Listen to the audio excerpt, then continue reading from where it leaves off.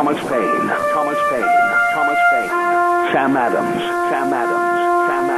Benjamin Franklin. These men spoke up for what they thought was right. From their courage came such documents as the Declaration of Independence and the Constitution of the United States. From their willingness to speak what was sometimes unpopular but right, we enjoy such liberties as freedom of speech, the right to keep and bear arms, and freedom of religion. There are those who still wish to oppress our freedoms, and there are still patriots willing to stand up and defend life, liberty, and the pursuit of happiness. Men like Zeb Bell, who honor our founding fathers and what they stood for. It's now time for Zeb at the Ranch, speaking up and defending your freedoms. Brought to you by Magic Valley Les Schwab Tire Centers and all of the other great advertisers on the program. And now, Zeb Bell. The late Daniel Webster said this, and I think said it best. There is no solid basis for civilization but in the Word of God. If we abide by the principles taught in the Bible, our country will go on prospering. Good morning, everybody. Here comes Kate Smith, and God bless America, followed by a patriot. Come on, somebody call in with our Pledge of Allegiance. Good morning.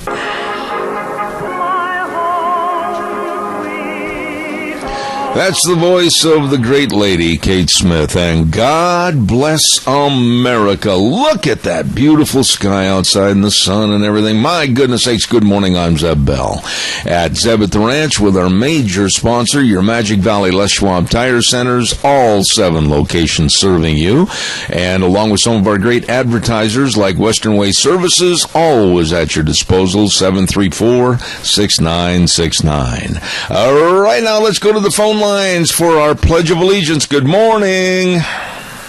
Morning, Zeb. Hey, buddy, how are you? I'm good. How are you? Fantabulous. Go ahead and give us the pledge. I pledge allegiance to the flag of the United States of America and to the republic for which it stands, one nation, under God, indivisible, with liberty and justice for all. By the way, just as a friendly reminder to you, I'll take a rain check on that banana split sundae and maybe have it on your wife's birthday. How's that?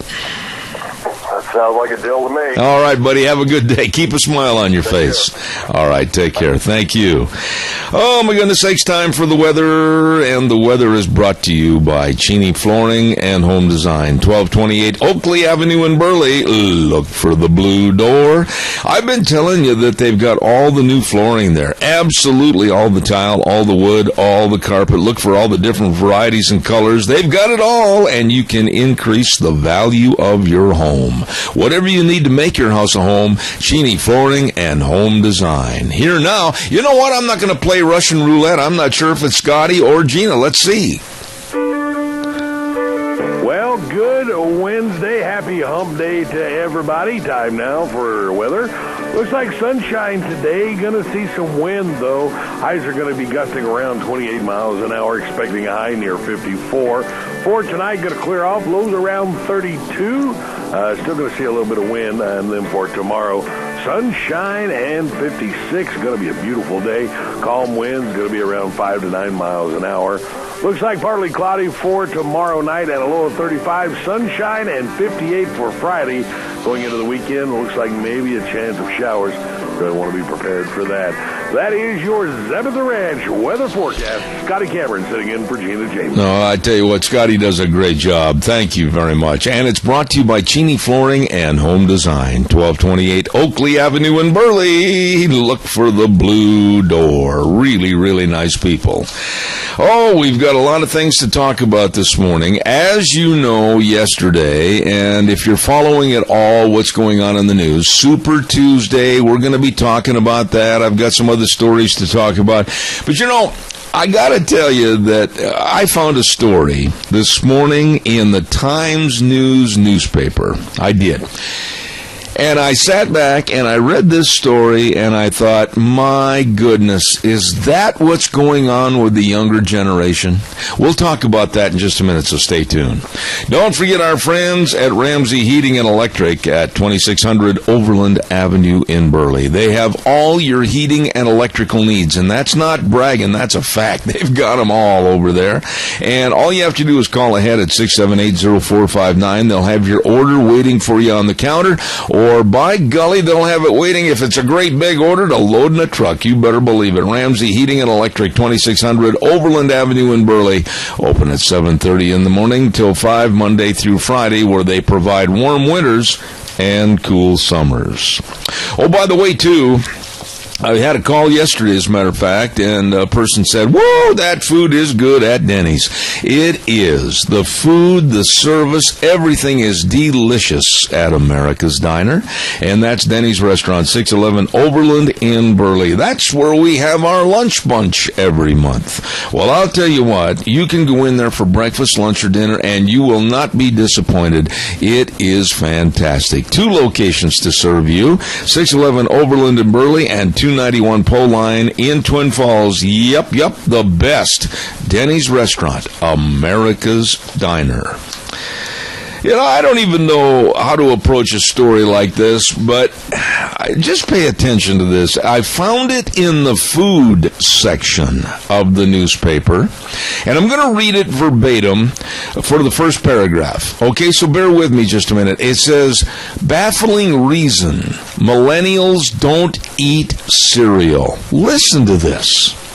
Few things are as painless to prepare as cereal.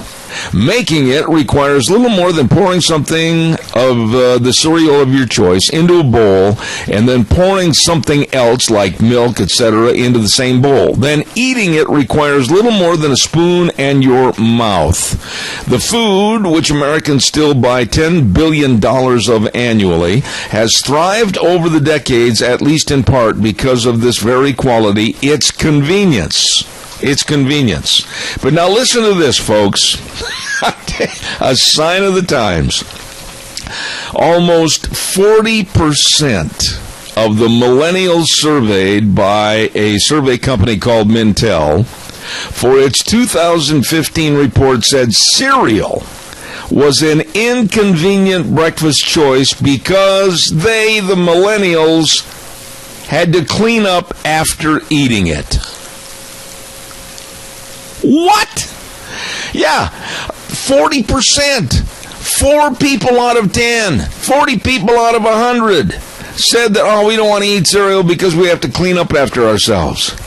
A large contingent of millennials are uninterested in breakfast cereal because eating it means using a bowl, and bowls don't clean themselves, and they don't want to take the time or the effort to clean up after themselves. And cereal is one of the things that is suffering from a national trend towards laziness. Can you believe this story? 4 out of 10 millennials, 40%, are too doggone lazy to clean up after themselves, so they forego breakfast, or they go buy something on the fly that they can throw away because they don't want to clean up after themselves. Give me a call on this. This is a sign of the times. My goodness, 40% of millennials too dadgum lazy to wash out a bowl. Oh, my goodness sakes. Give me a call, 436-2244, 1-866-927-4587. Hard to believe, folksies, I'm telling you. Hey, don't forget, our friends over at Minnecasia Sales. By golly, Zach and the crew, I'm just really proud to have them on the air. And every Tuesday, they sponsor, of course, our friends, Dr. History. So don't forget that. They are located, of course, at 1321 East Main Street in Burley, right across from the airport. They've got all your lumber. They've got all your windows. They've got all your great quality carpet, too. So you be sure and stop in and see Minnecasia Sales. And they've got the Tartar Farm and Ranch gates and panels too. Excellent. Minnecasia Sales, sponsoring Dr. History on Tuesdays at 10:06. Oh, come on. Somebody call me on it. You got to be as scratching your head as I am. You know, here's a 2014 national survey. They dug this up in the story, too. A 2014 national survey conducted by Braum Research found that 82% of parents said they were asked to do chores as children.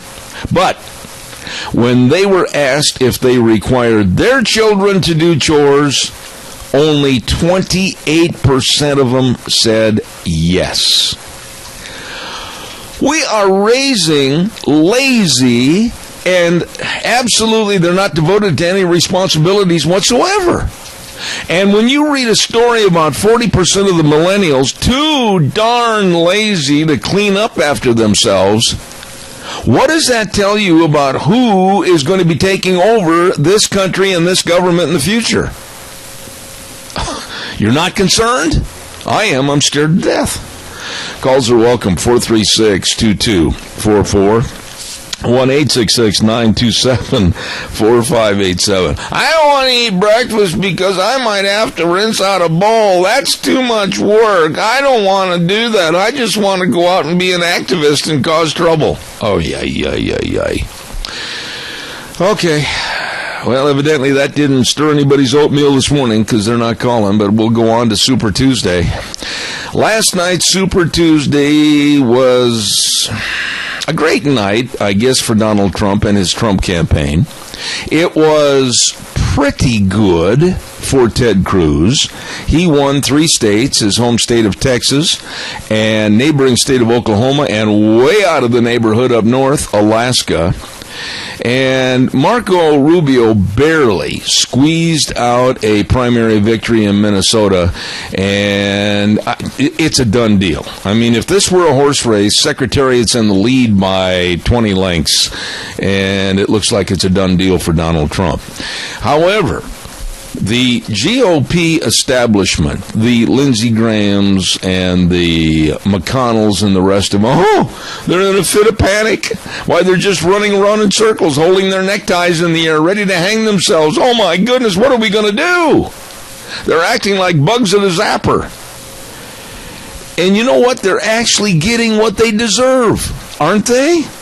If they don't like Trump, and they don't like his policies, and they don't like his persona and his personality and everything else, who was it that sat down when Trump threw his hat in the ring and said, you sign this, you abide by our rules and regulatory means and methods of the grand old party, the GOP, or else? Well, he did.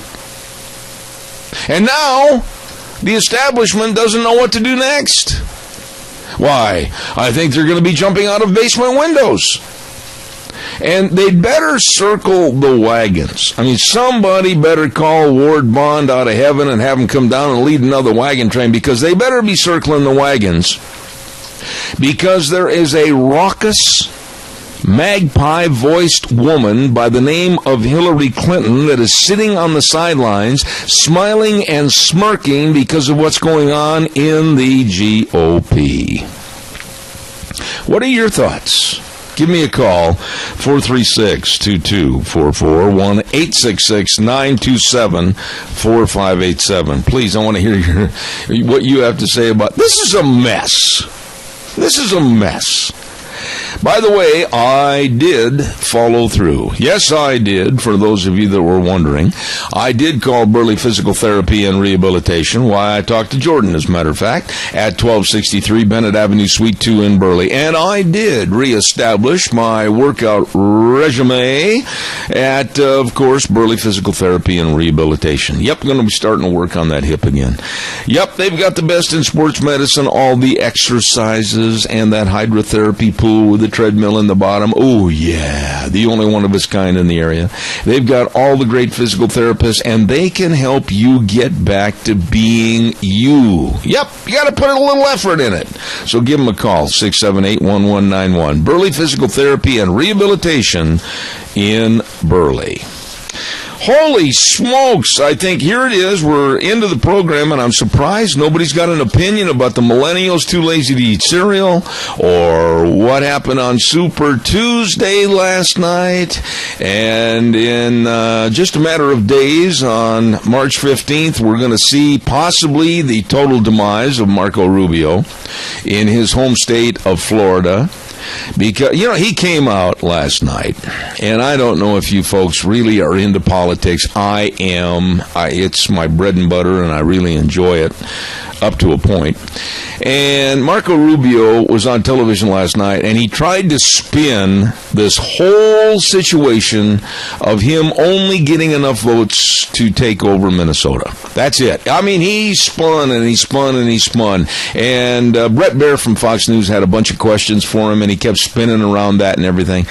The truth is, in the state of Florida right now, unless there's a drastic shift in personal opinion, Trump has about a 20 percentage point lead in Florida over the home state boy, Marco Rubio. Things are not looking good for the Rubio campaign. And Hillary, as I said, on the other side of the coin, she has put Bernie Sanders in a cloud of dust. Old Bernie's sitting back there coughing and hacking and wiping his eyes and trying to blow his nose because the dust is so thick. She absolutely just took old Bernie and she's showing him the way home. Doesn't look like Bernie's going to hang around long. But that's the worst thing that can happen to America. Either one of those people. And Hillary is in the lead, and she's going to take all the votes that she needs to be the nominee, all the delegates, and we've got a problem because of all the infighting on the Republican GOP side. Give me a call, 436-2244, 1-866-927-4587. I'm almost going to have to offer a prize or something this morning. I can't believe it. We're 23 minutes into the program, and everybody's going, yawning and pouring themselves another cup of coffee. All right. Hey, let's talk about Berry Equipment and Rental. They have all the equipment for you to get the job done right. I say that every day I'm on the air. And they've got 3 locations to serve you: Addison Avenue West in Twin Falls, South Lincoln in Jerome, and 159 West Highway 30 in Burley. And they've got Coyote tractors at each and every location, a great selection at all 3 locations, 25 horsepower and up. And boy, let me tell you about a good deal they got right now. Not a good deal, a great deal. 3510 Coyote with loader. Listen to this. For just $19,450 with a super warranty and great financing available. You better check it out at Berry Equipment and Rental today. Twin Falls, Jerome, and 159 West Highway 30 in Burley. Berry Equipment and Rental. All right. Once again, 436-2244, 1-866-927-4587. Give me a call. Did you happen to see, and this was really something, and all the political pundits are having a lot of fun with this morning, and if you're watching a newscast sometime during today, you may very well see this, but did you happen to see Chris Christie standing behind Donald Trump last night while Trump was giving his speech? Watch his face. Watch his eyes. Watch his body language of Chris Christie. I'm not kidding you. He looked like a guy that had just been told that his in-laws are moving in with him for the next 6 months. Honestly, the look on his face as he looked at the back of Donald Trump's head, you got to look at this, honestly. It was one of those looks like, oh, what am I doing here? Honestly, take a look at that. And all the pundits are saying this, that, and the other. Nobody knows what was going on in Christie's head. But anyway, it's comical. If we got to find some solace in the situation, there was a little comedy last night. And it was Chris Christie looking at the back of Donald Trump's head. But there has to be a way, folks. There has to be a way, and I'm open for any and all ideas, that the Hillary Clinton campaign can be derailed. It's got to be stopped. And I know that there are Democrats, even some living here in the Valley, that absolutely are getting out of bed in the morning and they take a adhesive Hillary stamp and put it on their forehead, and they're walking around so happy to think that she is going to be their nominee. That raucous magpie voice we would have to listen to for a minimum of 4 years. And whether it's the email scandal or Benghazi or whatever, some way Hillary has got to be stopped. I think she's basically filling in the blanks herself because of the attitude, the atmosphere, and her personality with the emails and her server. And I hope that there's enough evidence there. I hope and pray there's enough evidence there that in the next couple of weeks, hopefully by April 1st, which is fitting because it's April Fool's Day, that Hillary will be possibly looking at an indictment and possible prison charges. I hope so.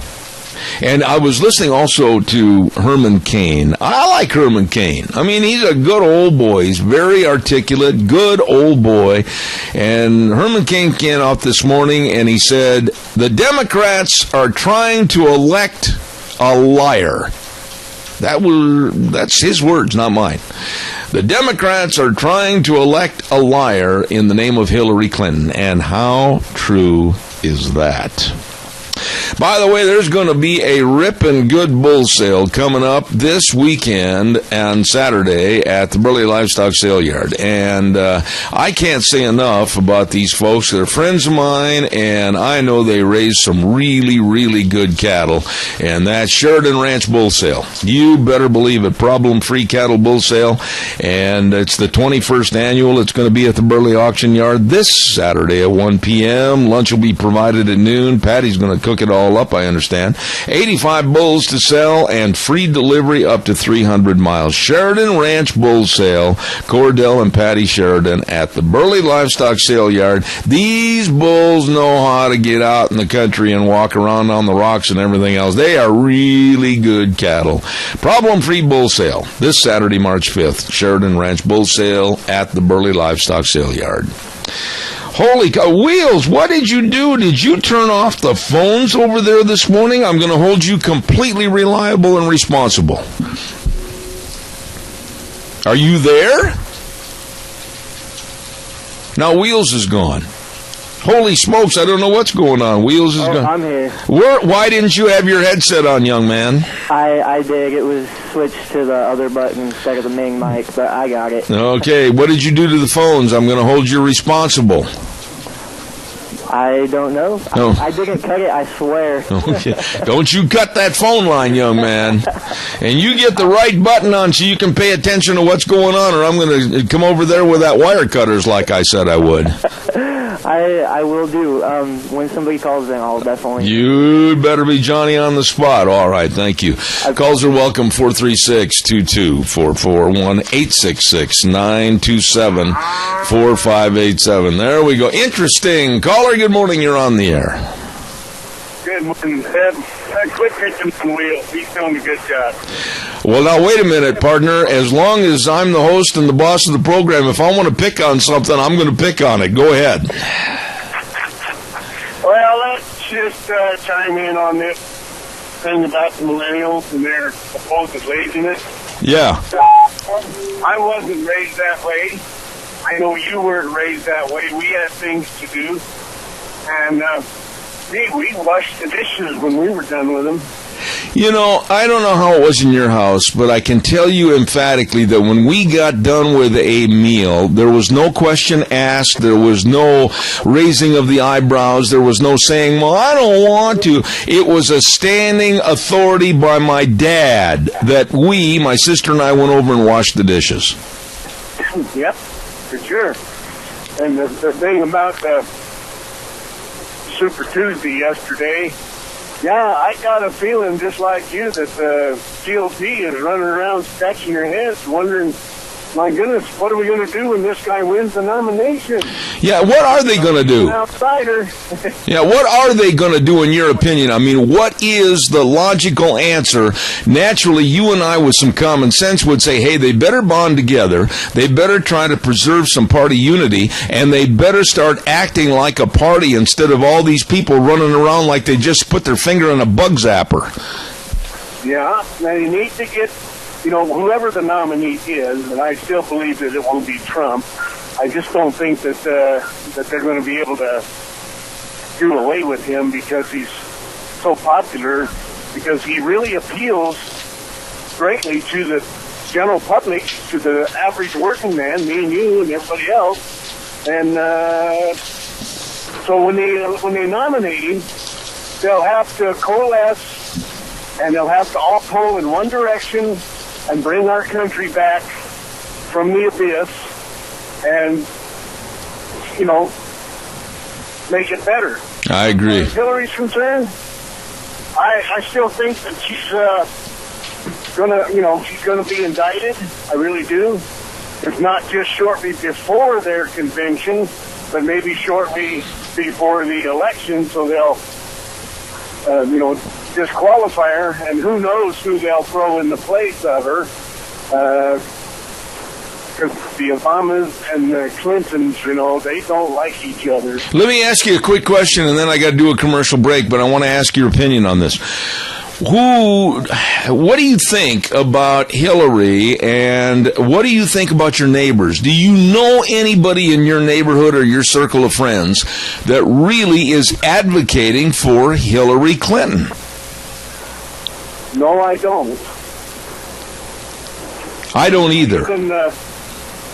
Even the people that I work around, at a certain, belong to a certain union that I know, they don't even like Hillary. Yeah. I'm really glad to hear that, but Bill, boy, anytime you get in a conversation with somebody that's a Hillary fan, just start asking questions. Well, what has she done? Why does she deserve to be president? And what about all the different lawsuits and scandals? Start asking them questions, and boy, did they ever turn pale all of a sudden. Oh, yeah, they do. Or they jump up and try to give some sort of a bogus defense. Oh, the other people in the Democratic Party and the other people in the Republican Party, they're just trying to tear her down. Yeah. They all say. Yep. So, anyhow. All right, my friend. When I was a kid, I had to wash my dishes. I didn't get to go to McDonald's and throw the wrapper away. Oh. All right, sir. Thank you for your call. Thank you much. Appreciate it. I just had to laugh when I read that story. If I were a millennial that had said of the 40% that I'm too lazy to wash dishes, that's why I don't eat breakfast, I would be embarrassed. I mean, the embarrassment factor. Caller, I'll be right there. Bear with me 60 seconds, I promise. Mount Harrison Audiology and Hearing Aids, located right across from the Minidoka Hospital Emergency Room. Dr. Christine Pickup, please take my advice and get a hearing screening today. Hear what you're missing, and she has the answers for you. I've done that. It's kind of fun, really, to take that hearing screening, and it can really show some important holes in your screen door that need to be fixed. You better believe it. Wellness program of hearing. You betcha. Mount Harrison Audiology and Hearing Aids, 312-0957. Sophie's Chatterbox, 530 East Street in Rupert. My goodness sakes, it's time to order your St. Patrick's Day sugar cookies. Oh, I love sugar cookies. And don't forget to order yours right now from Sophie's Chatterbox, 530 East Street in Rupert. Oh, it is delicious. Caller, good morning. You're on the air. Yes, good morning, Zeb. Hello, Tony. Another thing that kind of bothered me is the remark that Ryan made the other day about Trump being sympathetic to the KKK. Yeah. Whatever happened to the First Amendment? All these people that are talking about Black Lives Matter to get out there and demonstrate in the streets, I think the KKK has the right to do it. If people don't like it, they'll reject him. You know, Tony, in regards to Donald Trump and the KKK and David Duke and all these other people that were a reference point for those to go after Donald Trump, I do wish, and I will say this, I do wish that Donald Trump would be more definitive in his stance on various issues, and instead of being boisterous and belligerent, I wished he would sit down in a softer tone and explain exactly where he is on various positions and also what he thinks about various people, and be more definitive. Do you agree with that or not? Oh, I do. Absolutely. I think last night he did a better job with that. He was more like a businessman rather than somebody that's irritated about what was going on. You know, I agree with you. The tone of his remarks last night, after he basically had swept, I mean, yeah, give or take a few states, but basically swept basically Super Tuesday, was much more moderate, and it was much more amicable than a boisterous shout and pugnacious attitude. I do agree with you 100%. Yep, I think he's going to start to calm down now. He realizes he's made some mistakes, and I think he's going to overcome them. You know, the biggest thing he could do, and maybe you don't agree with this, Tony, but the biggest thing he could do today is to extend an olive branch to the hierarchy of the establishment of the GOP, and if he does that, and they, on the other end, don't reciprocate, they're going to be the bad guys, and Trump's going to look even stronger. Well, according to what he was saying last night, I think he wants to do just that. Now, of course, we're going to have Paul Ryan to contend with. Yeah. And he's like a spoiled brat that wants to pick up his marbles and go home. A lot of them are. I agree with you. Hey, real quick, Tony, I got to ask you this. If you were listening, what did you think about the millennials? 40% of the millennials today, too doggone lazy to wash their dishes, so that's why they don't eat cereal in the morning. Well, you know, my feelings are about these millennials that want everything for nothing. Now, I got 86 coming up, and I will not vote for these people that want to spend the rest of their days depending on the government. Yeah. And if the time comes when we do get somebody up there that's either a communist or a socialist, they're not going to like living under the conditions that they're going to have to live under. Yeah, absolutely. To me, it's not going to make a whole lot of difference because I won't be around to put up with it. Yeah, I know what you mean. I know what you mean. Tony, God bless you and Mary. Take care. Have a great day. Thank you. Okay. All right, sir. Thank you much.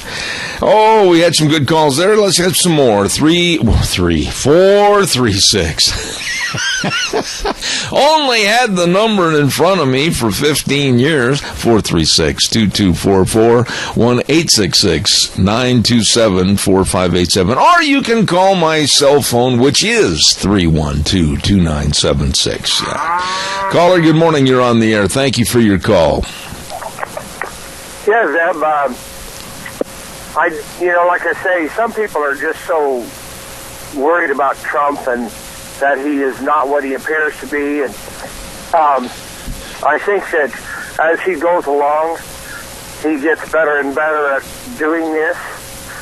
But I don't think he's ever going to be, a political animal like the rest of them. It's just like when he was attacked by Paul Ryan, I just said to myself, I just was shocked. You see, and this establishment Republican clique, it's got to end. They have done nothing, and this is the reason why Trump is where he's at, and then Cruz too. And so, right now it looks like Trump's going to be the guy, and and I just know for a fact that he was born here. He loves America. He may not be squeaky clean, but the other side is a disaster. And when it comes to Hillary, she is a criminal. Well, there's a lot of words, there's a lot of thought process, and there's a lot of different innuendos that you can throw at Hillary Clinton. And honestly, most of them will stick. This is not a good person. This is not an honest person. This is not a person to take control of the United States of America with her philosophies and ideologies, and especially lurking in the background behind her chair in the Oval Office is old Wild Bill. It scares me, Randy. I'm telling you, man, they are so filthy. I remember back in the first term, there was a guy named Chuck Harder. He body cast out of Florida, and right. was on 970, the sister station to 1230. Right. And I lived in Twin, or Jerome. And I used to listen to him talk about what criminals, and he had proof. And that guy is dead. He's dead. And you just don't know what they're capable of. But I'm going to tell you, they're probably capable of just about anything. But, who can prove it? And Will James told me, I heard this, and then I'll hang up, that if they don't indict her, James Comey, the head of the FBI, he said he will resign. And others that are in the FBI, because I guess there are some people that actually care about justice.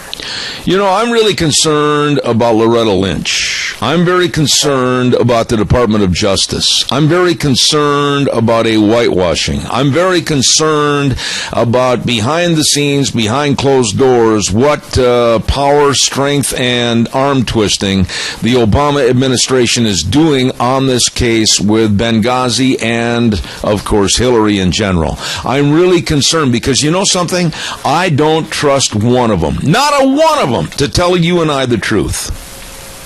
It's such a foul cesspool that you and I just don't know how bad it is. I have no idea, Zeb. I've never been to Washington, D.C., and even if I went, I wouldn't know how. Well, I can interrupt you and tell you something on that. One of my really good friends back in Washington, D.C., that is involved with exactly what we're talking about, investigatory type stories against the politicians, etc. He told me about a month ago that, Zeb, anything you hear that is bad, that is nasty, that sounds like filth from politicians, add 25% to it because we're not being told the whole truth. See, we just got to somehow get back to something that it resembles some sort of practical morality. Yeah. You just wonder, you cannot go this way and then, expect it to turn out. But you see, it's up to us. Well, let me ask you one thing that you might want to check on. Apparently the Hammond Ranch, right, the guys who went back to prison, right, that ranch is leased out to the Russians. Apparently Putin is in charge of 20% of the known uranium in America. I don't know this story told Zeb, but it's just a thought. Well, I tell you what we are doing, and I'm not going to jump into the pool instead of finding out how deep it is. We're going to be doing some investigating on that and other aspects of this story in the weeks to come with the people that have been there and know more about it than I do. So thank you, Randy. God bless you, man. Hey, thanks. One thing quick. Trump would not tolerate this kind of terrible thing that has happened, undermining our America, literally leasing uranium leases to Russia. I agree. Thank you, Randy. God bless you, man. Caller, good morning. You're on the air. Go ahead, please. Yeah, good morning. Well, in this regard, Judicial Watch filed a Freedom of Information Act, and our administration, well, they call the Patriots and anybody who believes in the Constitution, the terrorists, the Homeland Security, took off their terrorist watch list potential terrorists coming into this country and those already here. So isn't that reassuring to us folks out there? You know something, Adrian? This administration is doing everything they can to destroy us economically, politically, culturally, in 8 years. It's unbelievable what's happened. And yet most people are totally asleep yet. And we're bringing in all these unvetted refugees. And I think Twin Falls, by all the stink that we've raised about this, we may not get any from Syria, but we have plenty of them here that on cue or command will do their dastardly deed to kill as many of us as they can because of this, of their religion that commands them in the Quran and over 100 verses to do that. Well, listen, just a second, Adrian. This morning in the paper, it told me a lot. When you see letters to the editor, Mr. Jim Condor of Filer, Mr. D.R. Fitzsimmons of Shoshone, they are challenging the Times News and their stories about the refugees and how the resistance against the refugees is waning. No, it is not. As a matter of fact, Adrian, I know many, many more people that are getting on the bandwagon because of concerns for their safety and their country, and it is not waning, according to the Times News and CSI. Well, the fact that, like it was pointed out in one of the letters, the fact that they're running all these pro-refugee, articles and so forth, certainly indicates that we're not hearing the other side of the story. Amen. Of course, Europe is absolutely a mess over there, and there's a short video that came out that it's only 3 or 4 minutes long. I don't know if I've had a chance to send it over to you, but it just absolutely shows the inhumanity and the filthiness. These people, just do their thing everywhere they can to make life miserable for the locals, and the rapes that are going on just is incredible. And I'm not ready. Looking the other way. Adrian, I'll tell you what, you and I have talked about this many, many times. I'm not ready to see our American culture be pushed into the background. I've got to do the weather, Adrian. I'm running late. Thank you, my friend. God bless you. Have a good day. Thank you, sir. Caller number 2, stay on the line. Please give me 60 seconds. I will be right with you, I promise. Weather brought to you this hour by Gano Landscaping and Sprinkler Service. 336 South, 450 west of Paul. Scott Gano and his whole crew, they are the best. And now is the time for pruning your trees. That's right. Properly pruned. I love saying that. Properly pruned. Fruit trees, ornamental trees, shade trees, everything. And if you need stumps ground out, they can take them or dig them out, ground them out, whatever you need. I tell you what, they can help you with your trees. Give them a call today at 431-8733. Gano Landscaping and Sprinkler Service. Caller, stay with me. The weather's coming up. Here's Scotty. Well, good Wednesday. Happy hump day to everybody. Time now for weather. Looks like sunshine today. Going to see some wind, though. Highs are going to be gusting around 28 miles an hour, expecting a high near 54. For tonight, going to clear off. Lows around 32. Still going to see a little bit of wind. And then for tomorrow, sunshine and 56. Going to be a beautiful day. Calm winds. Going to be around 5 to 9 miles an hour. Looks like partly cloudy for tomorrow night at a low of 35. Sunshine and 58 for Friday. Going into the weekend, looks like maybe a chance of showers. So I want to be prepared for that. That is your Zeb at the Ranch weather forecast. Scotty Cameron sitting in for Gina Jamin. Scotty, thank you so much. Brought to you this hour by Gano Landscaping and Sprinkler Service. Scott and the crew helping you. 431-8733. Thank you for your patience, caller. Go ahead. You're on the air. Good morning, Zeb. The last caller made a comment about the Times News. This time we've realized that all they're printing is propaganda. They're not always telling the truth. Well, Jerry... Every time they say that the refugees are gaining popularity... Yeah. I think they've got their head in a bag of sand and it's covered with about 10 paper sacks, and they can't see nothing anywhere or understand anything. I'll stand up and say this, Jerry, and maybe you won't agree with this. I hope you do, but I'd like your opinion. If they put it to a vote right now with the residents of Magic Valley, and everybody understood the cost factors, everybody understood what it's going to be for a burden on taxpayers, everybody understood what it does to the change of the culture, everybody understood what really it could and might do in the future, I think you would see a landslide, 80% against what's going on. I believe that also. and you asked the first part of the hour if we knew of anybody that was for Hillary Clinton. I have 2 brothers and 2 cousins that think she is the greatest thing since licorice. Oh, my. And, boy, you are not going to say a thing to convince them any way otherwise. So you're telling me that if I get invited to the Voss family reunion and I start talking to them in deference to Hillary, I might not make it out of your family reunion alive. Is that what you're telling me? Well, you might be cut off real short.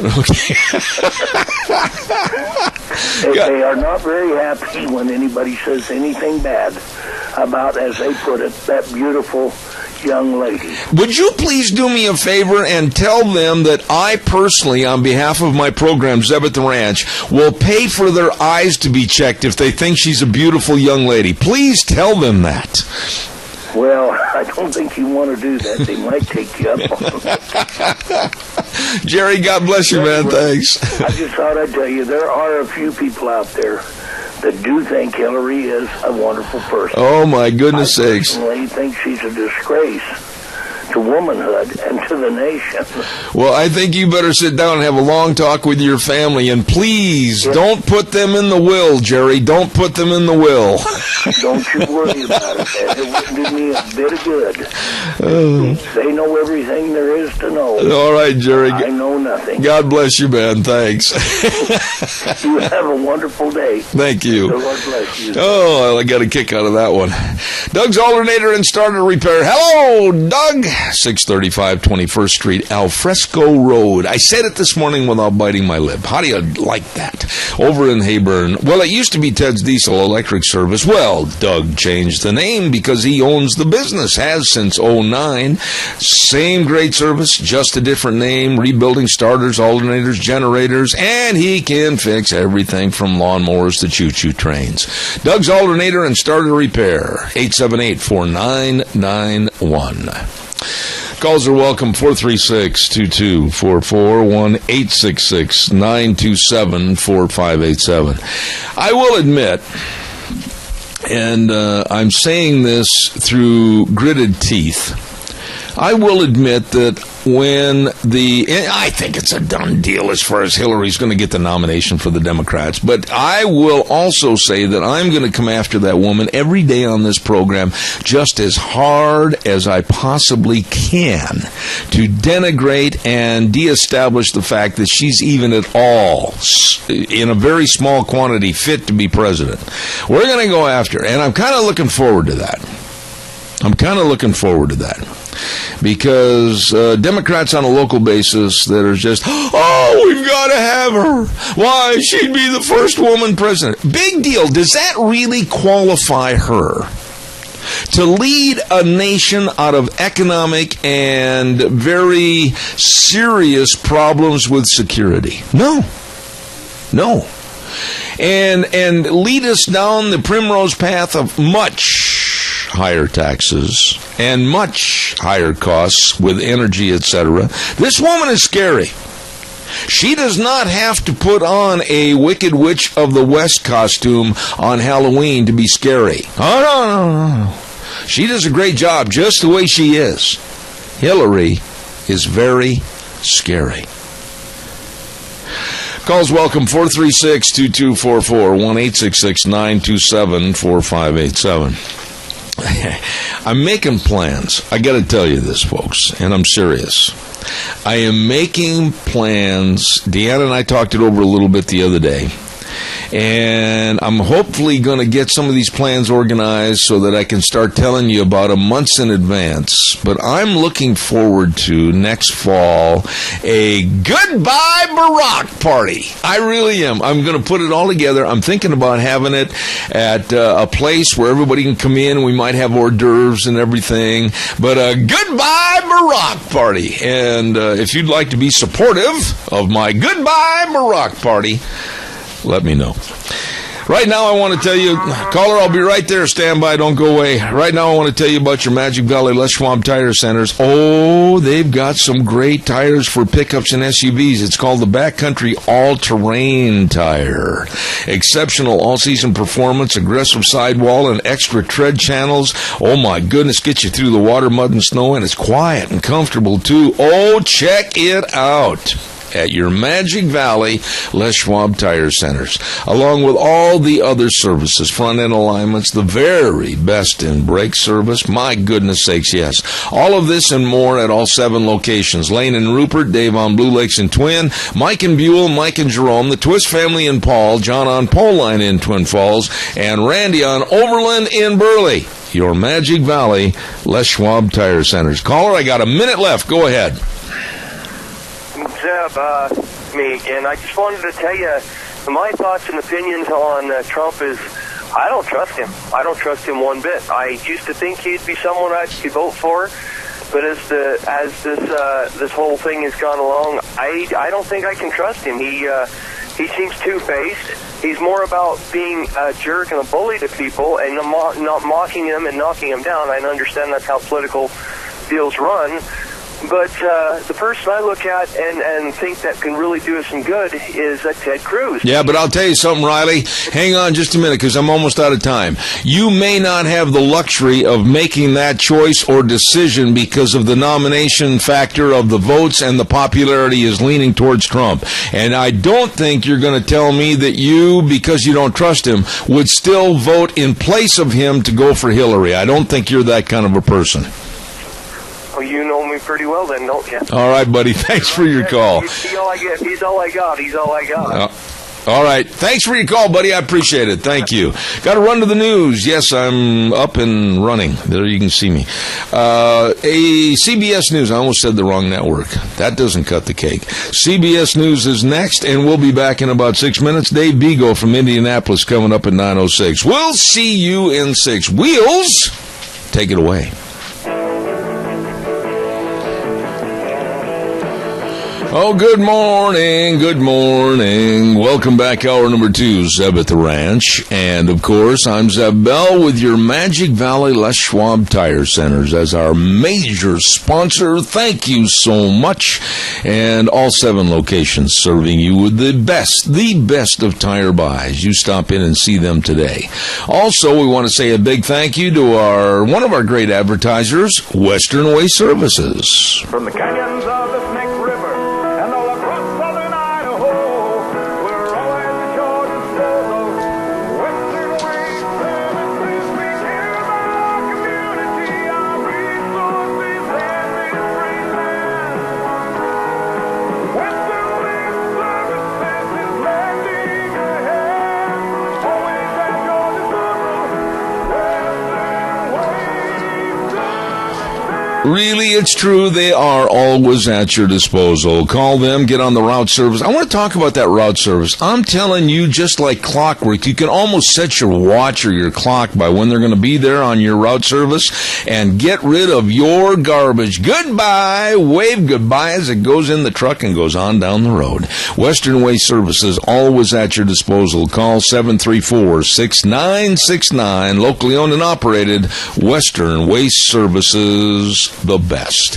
Hey, by the way, too, talking about the best, that means that every morning when we start the program at 8:06, we have our weather forecast by the best, Cheney Flooring and Home Design, 1228 Oakley Avenue in Burley. They've got whatever you need to make your house a home. Carpet, flooring, kitchen construction, home decor items, yep, all there at Cheney Flooring and Home Design. Look for the blue door. Really good folks.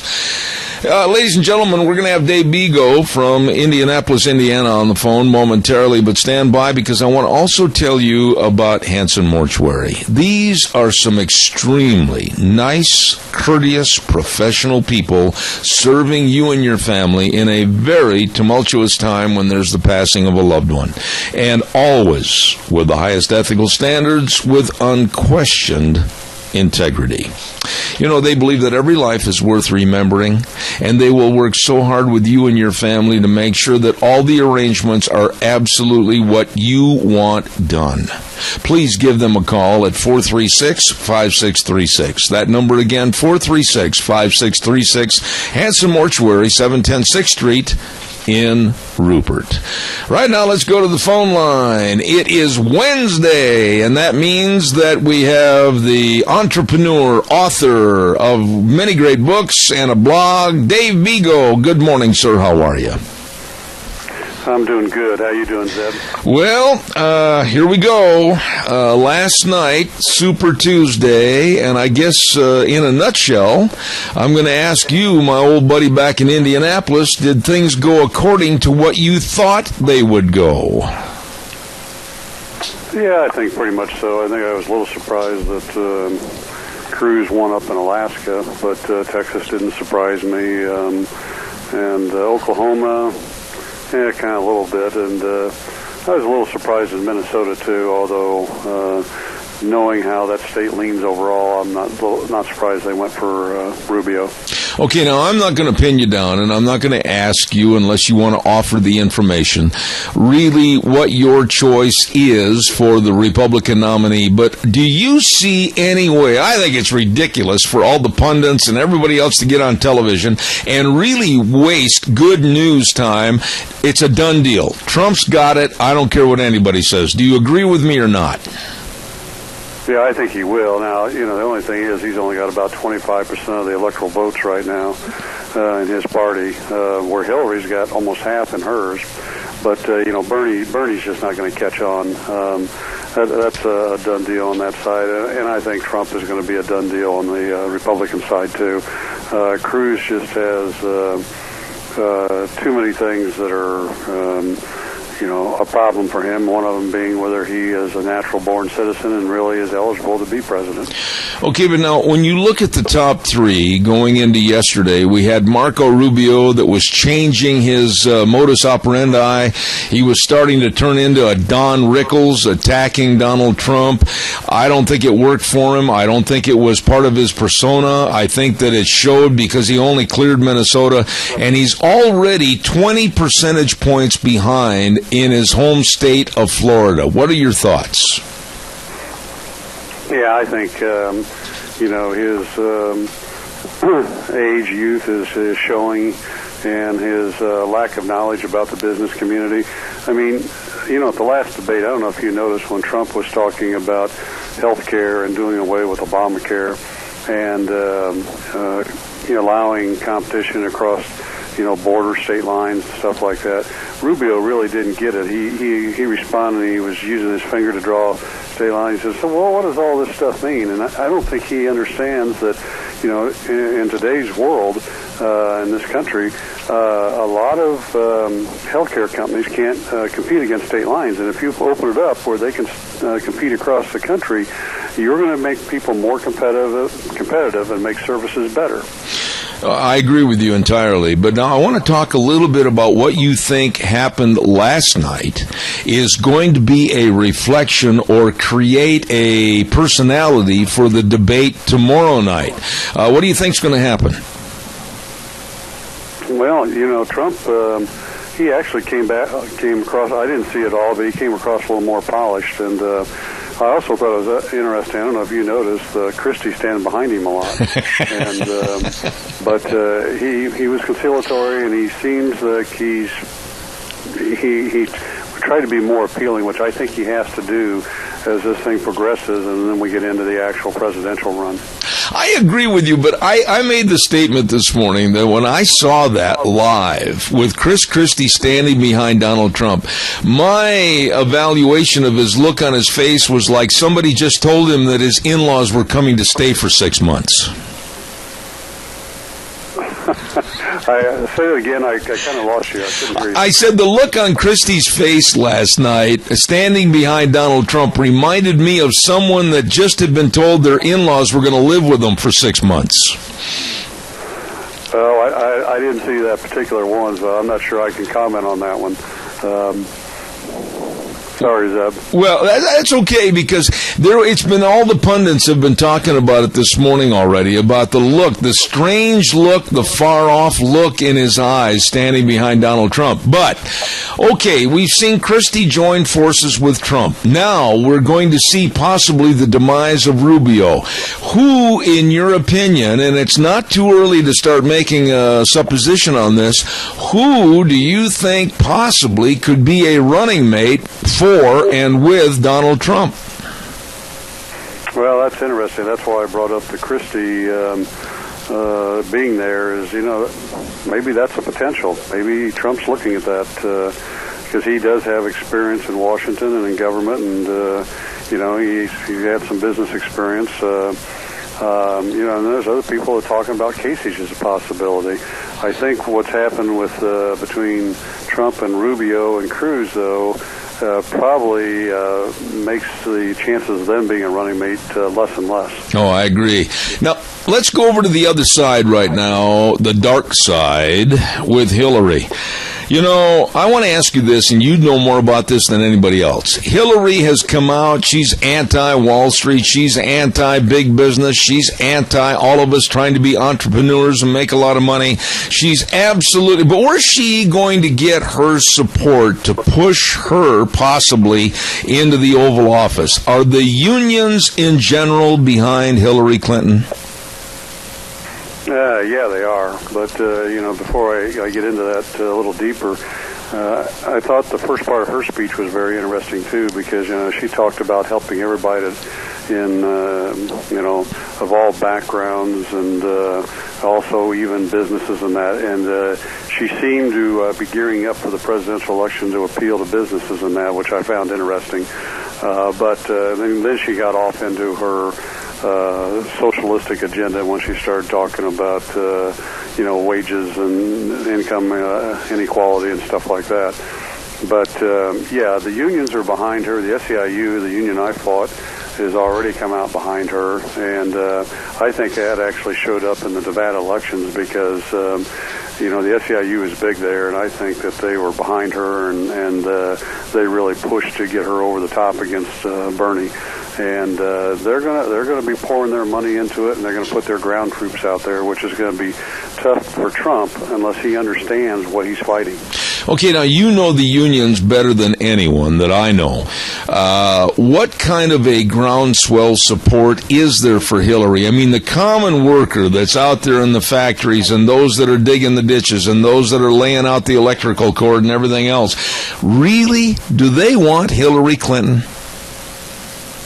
Well, it's kind of a mixed bag because, I think there's a lot of union members that are more conservative that understand that Trump will do things to improve the economy and, fix the trade problems, bills that are out there that don't make sense for America, and secure the border so we have jobs for Americans and things like that. And I think they like those things. So I think there's a good percentage of those people that are going to be looking at Trump and be in his corner. However, you have the real radical sides of the unions, especially with people like the SEIU and the AFL-CIO, that are really going to put their support, I think, behind Hillary, and they're going to get people out on the ground, talking to people, getting people signed up to vote, and getting them to the polls. And that's one thing that Trump has to understand. He has to get in front of people of all backgrounds, religious and nationality and all that kind of stuff. And he has to get out in front of them and let them know that he's for everybody and he's going to try and help them too, so that they feel good about him. Otherwise, he's going to struggle in those areas. Okay, now let's talk about this other aspect of the story, and it's the GOP establishment, David. They absolutely hate Donald Trump, but I'll tell you something, it's about time to circle the wagons, and they better make some decisions. Instead of acting in a fit of panic right now, they'd better start realizing he may very well be the nominee. What are they going to do? How are they going to react to this? And are they going to let Hillary just basically take the election? What do you think's going to happen there? Well, I would hope that they're not that ignorant that they realize that once we get through this and Donald's the obvious candidate, that as you say, they circle the wagons and they get behind him and realize that America is tired of what's going on in Washington on both sides of the aisle. And they need to clean up their act, and they need to get behind somebody, that will make changes. And it may make changes in, the political lifestyle in Washington, but it needs to happen because we have people there that they're there just for the lifestyle and the glory and all that kind of stuff. We need people there to do things for America, and I think Trump will make those hard decisions. Really, isn't it rather ambiguous and phony that the GOP, they made the demands on Trump, you'd better sign this, you better agree to that. He did, and now that he's the front runner, and it doesn't look like he's going to get derailed, they honestly don't know what to do next. This is really ridiculous, the GOP acting like a bunch of children. Well, it is, but it doesn't surprise me. As you know, I've been to Washington a lot when I was fighting the unions and fighting against the Employee Free Choice Act, and I've dealt with it. I've seen the lifestyle in Washington. In fact, I was talking to a guy yesterday that's been to Washington a lot too, and his comment is he thinks it's a garbage dump anymore. And you hate to hear that about our capital, and the people that are there, and they need to wake up. They need to wake up that this isn't about who wins the election, Democrats or Republicans, and I'm talking about both sides of the aisle. They need to wake up that this is what's best for America overall, and quit going out and trying to sell people on misinformation and rhetoric and stuff like that just to keep their jobs. When you say that, keep their jobs, David, you're closer to it than I am. I'll get my question in a moment. We've got another person calling in with their question and comment. Go ahead, caller, please. You're on the air. Yes, Representative Ryan from Wisconsin, Speaker of the House, attacked Trump. We thought we got rid of Boehner, and he was such a loser, and he couldn't stand up for anything, and he's so compromised. And then Ryan does this. I just say, just how deep does this go? You think Ryan would be a pretty upstanding guy, but then you wonder. Because, they're not going to derail Trump. I just don't see how it's going to happen, and they're going to, ultimately, we're going to have to win this thing, aren't we? And I'll hang up. Respond to that if you would, David. Go ahead. Well, I've met Ryan, and he is a good guy. But, again, Zeb, from what I've seen in Washington, and, I've been in meetings with the Republican inner circle there, and it's not that they're bad people, but they're caught up in all this stuff. Yeah. And a lot of times they go along to get along. And as I found out in my battle with the unions, specifically the SEIU, there's times that you have to have backbone, and you gotta sit there and say, no, we're not going in that direction because this is not good for our employees, our customers, or this is not good for America, or whatever it may be. The other thing is, and this is one of the problems I see with Obama and I've seen with other presidents, is I think they've got to spend more time in touch with the congressional and Senate leaders in Washington. And I don't mean just in debates and stuff like that. I mean on a daily, weekly basis, that they're out talking to these people, and so that we're getting everybody on the same page together so that we can move things along. Dave, I've got to ask you this, and I think I've mentioned the same question to you on previous programs. But, as much as you get around Indianapolis and around the United States, and as many people as you talk to in various business positions, how many really, on a percentage basis, are adamantly for Hillary Clinton? I can't name that many people that I've run into that want anything to do with her, let alone vote for her. What are your general thoughts back there in that middle portion of the United States? Well, no, I agree with you 100% on that. People I talk to on obviously both sides of the aisle, but again, the problem is you have a situation in this country, Zeb, again, where people want to be in political power for the fame and fortune. And you also have people, mainly the big labor unions, that, they know they're in a death spiral, and they know they need to keep somebody like Hillary in office. and that she'll go along with them. And they're going to go out in the streets again. And I know I sound like a broken record, but they're going to go out in the streets. They're going to get people signed up to vote. They're going to, misinform them, and intimidate them into voting for Hillary, just like the unions do when they force unionize employees. And America's got to wake up to that and wake up to the fact that all the money that's being collected, not all, but the big percentage of the money in union dues is going to the Democratic Party to keep them in power, so they keep the unions in power. Right. And this is a big battle that Trump and or the Republicans have to understand they have to win. On a lighter note to wrap up the program this morning, somewhat of a lighter note, it's still a concern. I don't know if you read this story or not, but do you know one of the 40% of the millennials that were surveyed about this question, and the question was, do you eat cereal in the morning for breakfast? And 40% of the millennials said no because they had to clean up after themselves and they were too lazy. What does that tell you about the status of the next generation coming up in America? Well, I think it tells you everything what's going on in this country and with the government, Zeb, that they're doing everything to get people into a socialistic society where they don't have to work hard. Everybody's the same, gets paid about the same and that, because at the end of the day, it's about control. And that's what they want. And again, I've seen this with the unions, and not all unions. There's some good trade unions out there that are necessary because there's businesses that don't do the job that they should be doing, taking care of their employees. But the big part of this movement on the left and the far left is all about ultimate control. And you do that through getting people that think they don't have to work hard and do all that. And I was telling somebody yesterday, we were doing it. We had contracted a GM plant where we did the cleaning, but we also changed light bulbs and stuff like that. And we had replaced the in-house UAW workers. And you know what?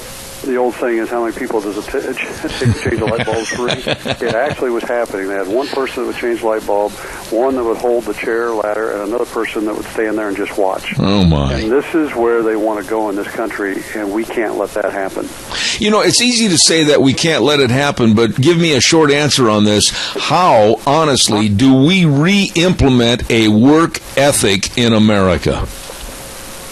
Well, we have to go out and we have to get a change in government. We have to have somebody that has business knowledge like Trump and that can get in there, and we reverse a lot of the programs we have in this country that are disincentive for people to work, like a lot of the welfare programs and entitlements. And I'm not saying there isn't times that people should have that, but there also ought to be incentive for them to get off of it. And if they are going to be involved in it, that they provide some type of meaningful work or help to the system. And you can't just give people money and expect them to become productive and get off of it because they get used to it. Absolutely. My dear friend back in Indianapolis, Indiana, Dave Bego, author of The Devil at My Doorstep, The Devil at Our Doorstep, his blog. He's a great business entrepreneur. Dave, thank you so much for being on the program again this morning, and we'll look forward to next Wednesday. Yeah, I'm hoping to have another blog out that I want to talk to you about, Zeb. Just quickly, the gal in my book, Marion the Mighty, she and a bunch of union members in California are fighting the unions out there, the SEIU mainly, and they're trying to get people to sign a petition they have. It's called transparencyandchoice.com, so that union members don't have to put up with the union abuse and strong-arming. Okay, well, I certainly will look forward to that, and we'll feature it next week. Thank you, Dave. God bless you, man. All right, you have a great weekend. All right, sir. Thank you much. Dave Bego, Indianapolis, Indiana. Thank you very much. Oh, we've got to pay some bills. You know what I did yesterday? Yes, I did. I told you I was going to do it. I got to get my ATVs over to Let's Ride to have them serviced. I did yesterday. You'd better believe it. And now is the time to get your ATVs, dirt bikes, boats, everything all ready for summer fun. I'm telling you, I know we need more moisture. I know we need more snowpack. But I'm ready. I'm ready for spring. I'm ready for summer. I'm ready not to throw my coats in the closet and not have to wear them. I love spring and summer. Well, get ready for it and go to Let's Ride, 270 Highway 24 between Rupert and the World, where the fun is sold. They've got all your ATVs, all the accessories. They've got it all for you at Let's Ride. Stop over and see them today, where the fun is sold. Oh, by the way, if you're over in that neck of the woods, you know what I'm going to say next. You be sure and make an appointment to make sure you're covered for all your life insurance, health insurance, retirement planning, employee benefits. Cameron and Siemens Insurance. Highway 24 in Rupert. Number to call, 436-4424. You know, they're so dedicated and responsive to your needs and devoted to really serving you, and they are good. Cameron and Siemens Insurance, Highway 24 in Rupert. The number to call, 436-4424. You be sure and take care of that today. Well, in just a few moments, I'm going to have a lady on my program that has written a book called Deduct Everything. Her name is Eva Rosenberg, and she's an author of that book. And we're going to be talking to her about taxes and tax time. Terrible time of the year. We're going to be talking about that in just a few minutes, so stay tuned for that. In just a second, though, I want to tell you all about what's going on with Certified Pest Control. Oh, boy. You know, all the businesses that advertise on my program, I do business with them, and I really believe in their business and their products. Well, we had Kevin of Certified Pest Control come over here. We called him up one day and said, Kevin, we've got mice and we've got voles all over out by the arena, the barn and everything. It's just terrible. Well, here comes the Pied Piper, old Kevin, and he got rid of our problem. And he can do the same for weeds on your property, too. The puncture vine, the goat heads, everything else. All you need to do is give him a call at 219-7576. Remember that number, 219-7576, or go to his website, avoidbugs.com. Certified Pest Control. You give Kevin a call today. Really a good old boy. All right, let's see what else have we got. Oh, and don't forget to, talking about good old boys, that leads me up to Ryan Horsley of Red's Trading Post. Good old boy at 203 5th Avenue South in Twin Falls. Now, you know that they've been in historic Old Town Twin Falls since 1936, and they've got all your firearms, from Browning Beretta, Weatherby, Ruger Benelli, Smith & Wesson, Winchester, all the ammunition. And I had a call the other day after the ad, and yes, they do have the hard-to-find gunpowder for all the reloaders out there. And the holsters and the sights and the optics and the gun cleaning kits, it's all there at Red's Trading Post, 203 5th Avenue South in Twin Falls. You stop in and see them today. Let's go to the phone line right now, and I've been looking forward to having this lady on my show, and I'm going to say her name, and if I mispronounce it, she will correct me, I hope. And her name is Eva Rosenberg, author of Deduct Everything. Good morning, Eva. How are you? I am great, Zeb, and you have the most wonderful voice. Well, and the same right back at you. Now that we've got our patting on the shoulders all taken care of, tell us about this very interesting book, especially at this time of the year, Deduct Everything. What made you write this book? Well, I have been running the TaxMama.com website for over a decade, answering questions for people for free. This is my contribution to society, because so many people get into trouble with taxes because they get really bad advice, and they don't need to get into trouble. There are enough loopholes available to help practically everybody. Well, now, even when you say the title of the book, I would imagine that a lot of CPAs and accountants are cringing.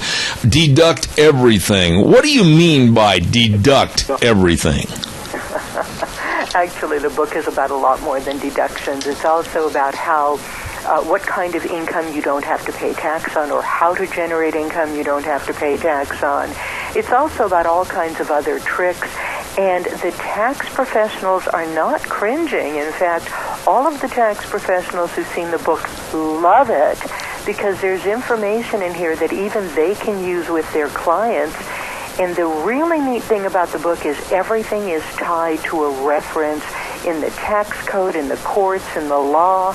And in particular, the Kindle version, the electronic version, has links to every single reference.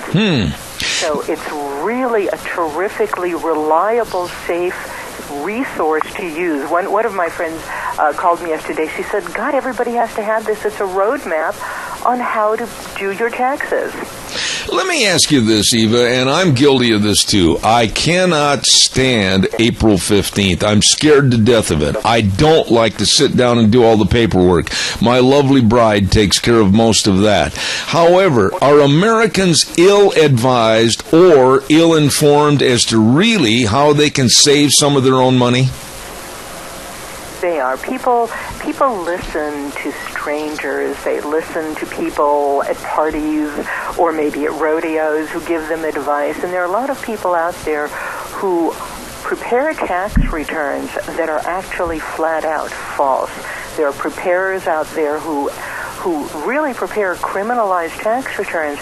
And for instance, in your state, there is absolutely no law that requires a tax professional to have any training or licensing. Oh my. There are only 2 states where that's required. So you really want to avoid these people who create these huge refunds, because when you finally get audited, and you will, and the IRS disallows that, those guys are going to be gone. I know you and your beautiful wife don't do that, but it's not that hard to track everything. I would imagine at this juncture I should ask this question.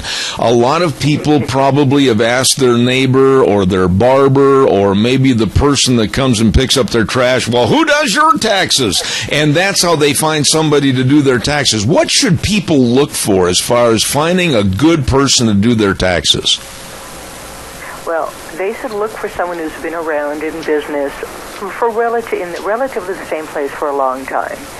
They should be an enrolled agent or a CPA to do their taxes, especially if they're doing business taxes.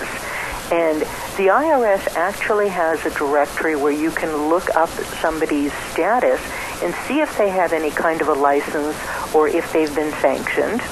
You can find enrolled agents at NAEA, National Association of Enrolled Agents, NAEA.org, or you can find CPAs at the AICPA site. So they have information. So those are the main things. In your state, since those are not required licenses, you want a tax professional who's a member of a national tax society that requires them to have continuing education so they're current in the tax laws, because there are a lot of really good tax professionals who aren't EAs or CPAs, but they really keep up. And so in a state where they're not required, at least these people who are members of reliable and responsible organizations are very with it. You know, Eva, I was reading the cheat sheet about your book and about your writing this book, and the first rule of thumb that you had here really hit me in the face. I have 3 businesses. I have this business, I have a real estate business, and then I have an announcing business. And you said the rule of thumb for record keeping and staying organized. Eva, you have no idea how that was a knife to my heart, because I'm the world's worst at being organized. What would you give me as some quick tips on how to be a better person? You know what? Don't do the things you hate to do. Turn them over to somebody who loves to do them. And, you know, you have your school where you teach people how to do voiceovers and broadcasting and so forth. I bet you there is some really good bookkeeper or an accountant who has aspirations to voice talent. Why don't you trade services? You trade the services and pay tax on them, but that's okay. Why don't you turn over the things you don't want to do to somebody who loves to do them? That is an excellent idea. One other thing that I noticed was maximizing work-related expenses, and that led me to think, my goodness, I'll bet you there's a lot of things during the course of my business day, 365, 24/7, that I really have as a deduction, but I'm not claiming it. Is that true? Absolutely. And, you estimate what your expenses really are if you're not keeping track of them. I had a client who did that, and he found them on my ceiling. He found like $5,000 worth of travel expenses. When I made him actually track his expenses and put them into his computer, and he had an iPhone kind of thing, and he actually tracked them, he had over $15,000 in real expenses instead of the $5,000 that were on my ceiling. So you have all of these apps. Everybody in the world has an iPhone or a smartphone except me. And you have apps that will let you take pictures of everything you spend and organize them. And secretly, if you don't want to handle those yourself, you can turn them over to your accountant, or there's an application called Shoeboxed that you can send everything to, and they'll organize it for you. And you will find well worth it when you track how much you're really spending, including impulse buys related to your business. One item I overlooked, and I apologize, was the secret that you have in your book to mortgage, tax, and insurance deductions. Do a lot of people overlook those? They do. And there are also a lot of problems because these days there are so many people who have such terrible credit, especially after, the last disaster. They can't get their own mortgages. So they have to have their family sign on the loan and on the property, and then they get in trouble because they can't take the deductions for the mortgages they're paying. So I've got a really special tip that explains exactly how to protect that deduction. And there are a whole bunch more things where people overlook the various deductions that they can take. For instance, you just had a commercial about ATVs. Right. People remember to pick up the registration fees on their ATVs when they itemize their deductions? Oh, my. Never thought about it.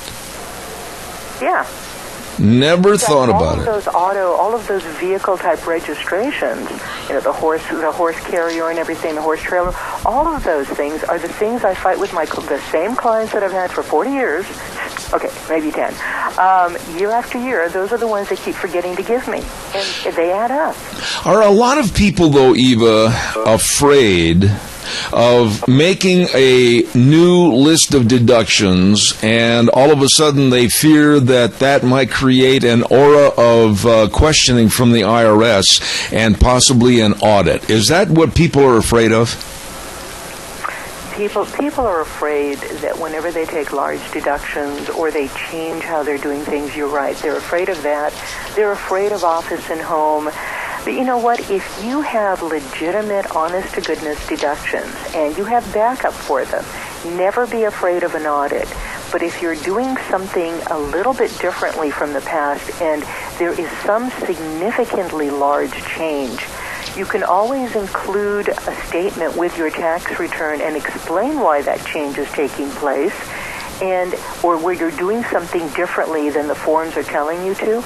You include that with your tax return. If the IRS pulls it, they'll see that explanation and you'll never get audited. Well, another point of interest that you had here was making the most of medical expenses and health savings accounts. As we all grow older, it seems like we spend a little bit more time than usual in the doctor's office or whatever. Tell us how we can better utilize some of the tax tips on that. Oh, God, yeah. I had this accident when I bit into something, and I thought my head was going to explode, so some of my teeth broke. Oh, my. And I started looking into the cost, and the cost to make these repairs or replacements were pretty high. And insurance, even dental insurance, doesn't cover those things. I researched the fact that, you could go to another country where it costs a lot less for the dental work, and let's say that you need a dental work that costs $10,000 here in the U.S. You might be able to spend that same $10,000 going to another country, staying in their clinic or in their area for an entire month, pay for the medical care, spend some time vacationing, and deduct the whole thing because it's all related to that dental care, and you get a vacation in addition to getting your dental work done. Absolutely. Well, now medical travel is deductible in certain instances. Right. One thing that really caught my eye, and I want you to elaborate on this. I'm 68 years old, but boy, I'm not ready to have the lid closed on the box yet. I've got a lot of things I want to do. And you had a tip here on how to make more money, some of it tax-free. Oh, dear Ava, you have the floor. Go ahead. Well, first of all, you hit the road sometime, and if you wanted to rent out your house while you were gone and only rent it out for just 14 days, no more than 14 days, all of the money that you get from that would be tax-free. I also talk about several ways to make money and not have to pay a lot of taxes. But let's say that you wanted to maybe stop working, but you wanted to make money. You could buy a house, fix it up, sell it after 2 years, keep all the profits, buy the next house, sell it after 2 years. You can be a serial homeowner and keep all the profits tax-free. So that would be one way.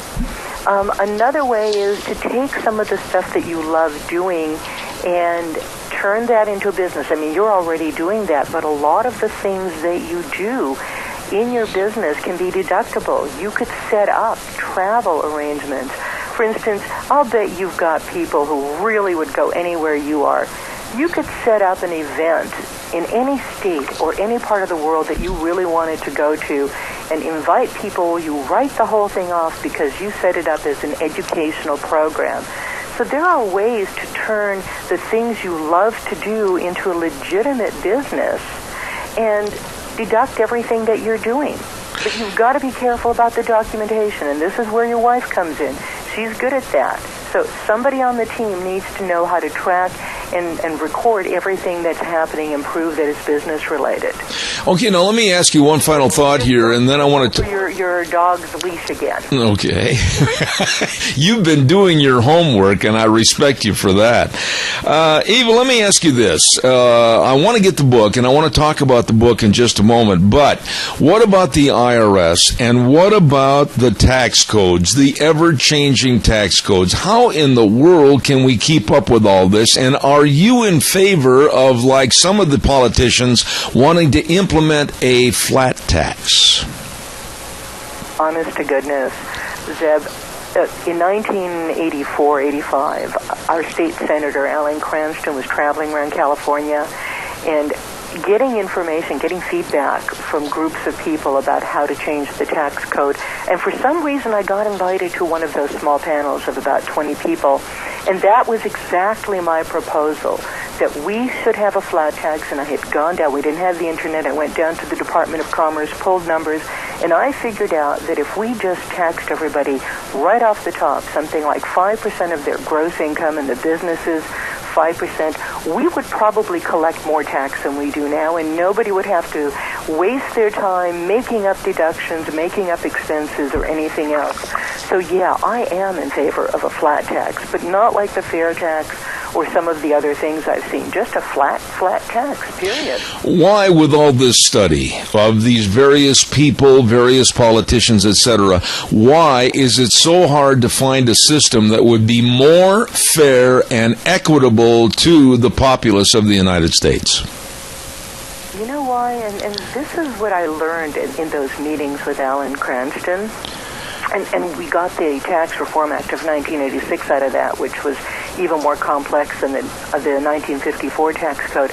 What happened was we sat there, and one woman was there representing poor people, and she said, well, they need earned income credits, they need money coming back because they can't live on, the minimum wage, they can't live on, taking care of their children and so forth, so they need an earned income credit. Then there was the guy who said, well, I represent big business, and my clients have offers in Ireland. Ireland wants them to come over there. They will give them land. They will build a factory for them. They won't charge them any taxes just so they can bring 100 jobs to the area. That's why we can't do something clean and simple. Well, I tell you what, you've got me like a little perch on a hook right now. I've got to get this book. Now tell everyone where they can find your book. Well, Zed, they can find it anywhere good books are sold, but if you go to deducteverythingbook.com, you'll find a link to Amazon, Barnes & Noble, and all of the independent booksellers. And you'll even find a copy of the index so you can see exactly what's covered in the book. I'm looking forward to it, and it's called Deduct Everything, written by a wonderful lady, Eva Rosenberg, award-winning seasoned tax professional, and thank you for being on the show. You can bet I'm going to have you back in the future. Thank you so much for your time this morning. It's been a pleasure, and just everybody have a less taxing day. I love it. Thank you, Eva. God bless you. Thanks so much. You too. All right. Wonderful lady right there. And I am going to definitely get that book, Deduct Everything. She's very, very knowledgeable about taxes and what we might be missing as legal deductions. And I certainly appreciate that. Eva Rosenberg. We've got to get the weather on in here. And the weather is brought to you this hour by Rogge Auctions. And they're going to have a great big spring community sale. It's coming up on April 9th. And they're now taking consignments for that spring community sale. You're probably saying, well, where is it going to be? Well, that's the location they're determining right now, and we'll have it probably by tomorrow morning.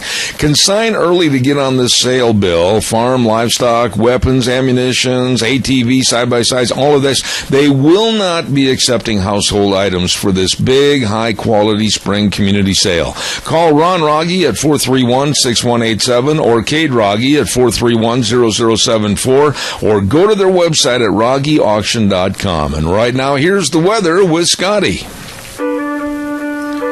Well, good Wednesday. Happy hump day to everybody. Time now for weather. Looks like sunshine today. Going to see some wind, though. Highs are going to be gusting around 28 miles an hour, expecting a high near 54. For tonight, going to clear off. Lows around 32. Still going to see a little bit of wind. And then for tomorrow, sunshine and 56. Going to be a beautiful day. Calm winds. Going to be around 5 to 9 miles an hour. Looks like partly cloudy for tomorrow night at a low of 35. Sunshine and 58 for Friday. Going into the weekend, looks like maybe a chance of showers. So I want to be prepared for that.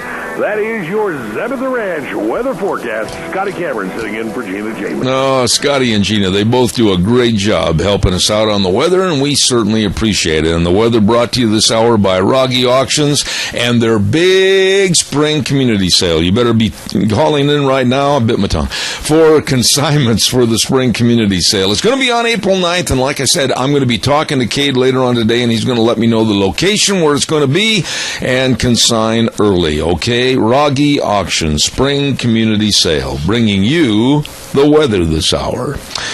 You know, that tax information that we were just talking about with the tax mama, and that's what she calls her website, and Eva Rosenberg, boy, oh boy, all of us may be losing a great opportunity to put and keep more money, our hard-earned money, in our own pockets. So check it out. If you've got a great accountant and you've been working with him or her over the years, just ask a lot more questions. Ask about more deductions. Ask about how you can keep more of your hard-earned cash.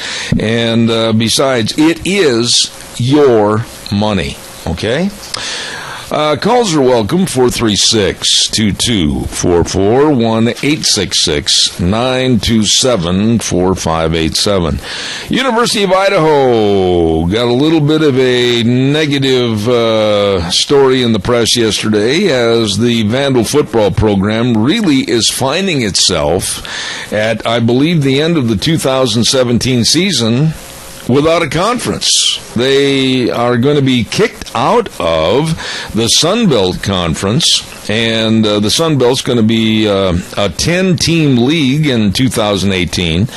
And New Mexico State also got kicked out of the conference. And so I wish some of this information would have been in the forefront prior to my talking last week to the president of the University of Idaho, so we could have asked him more questions.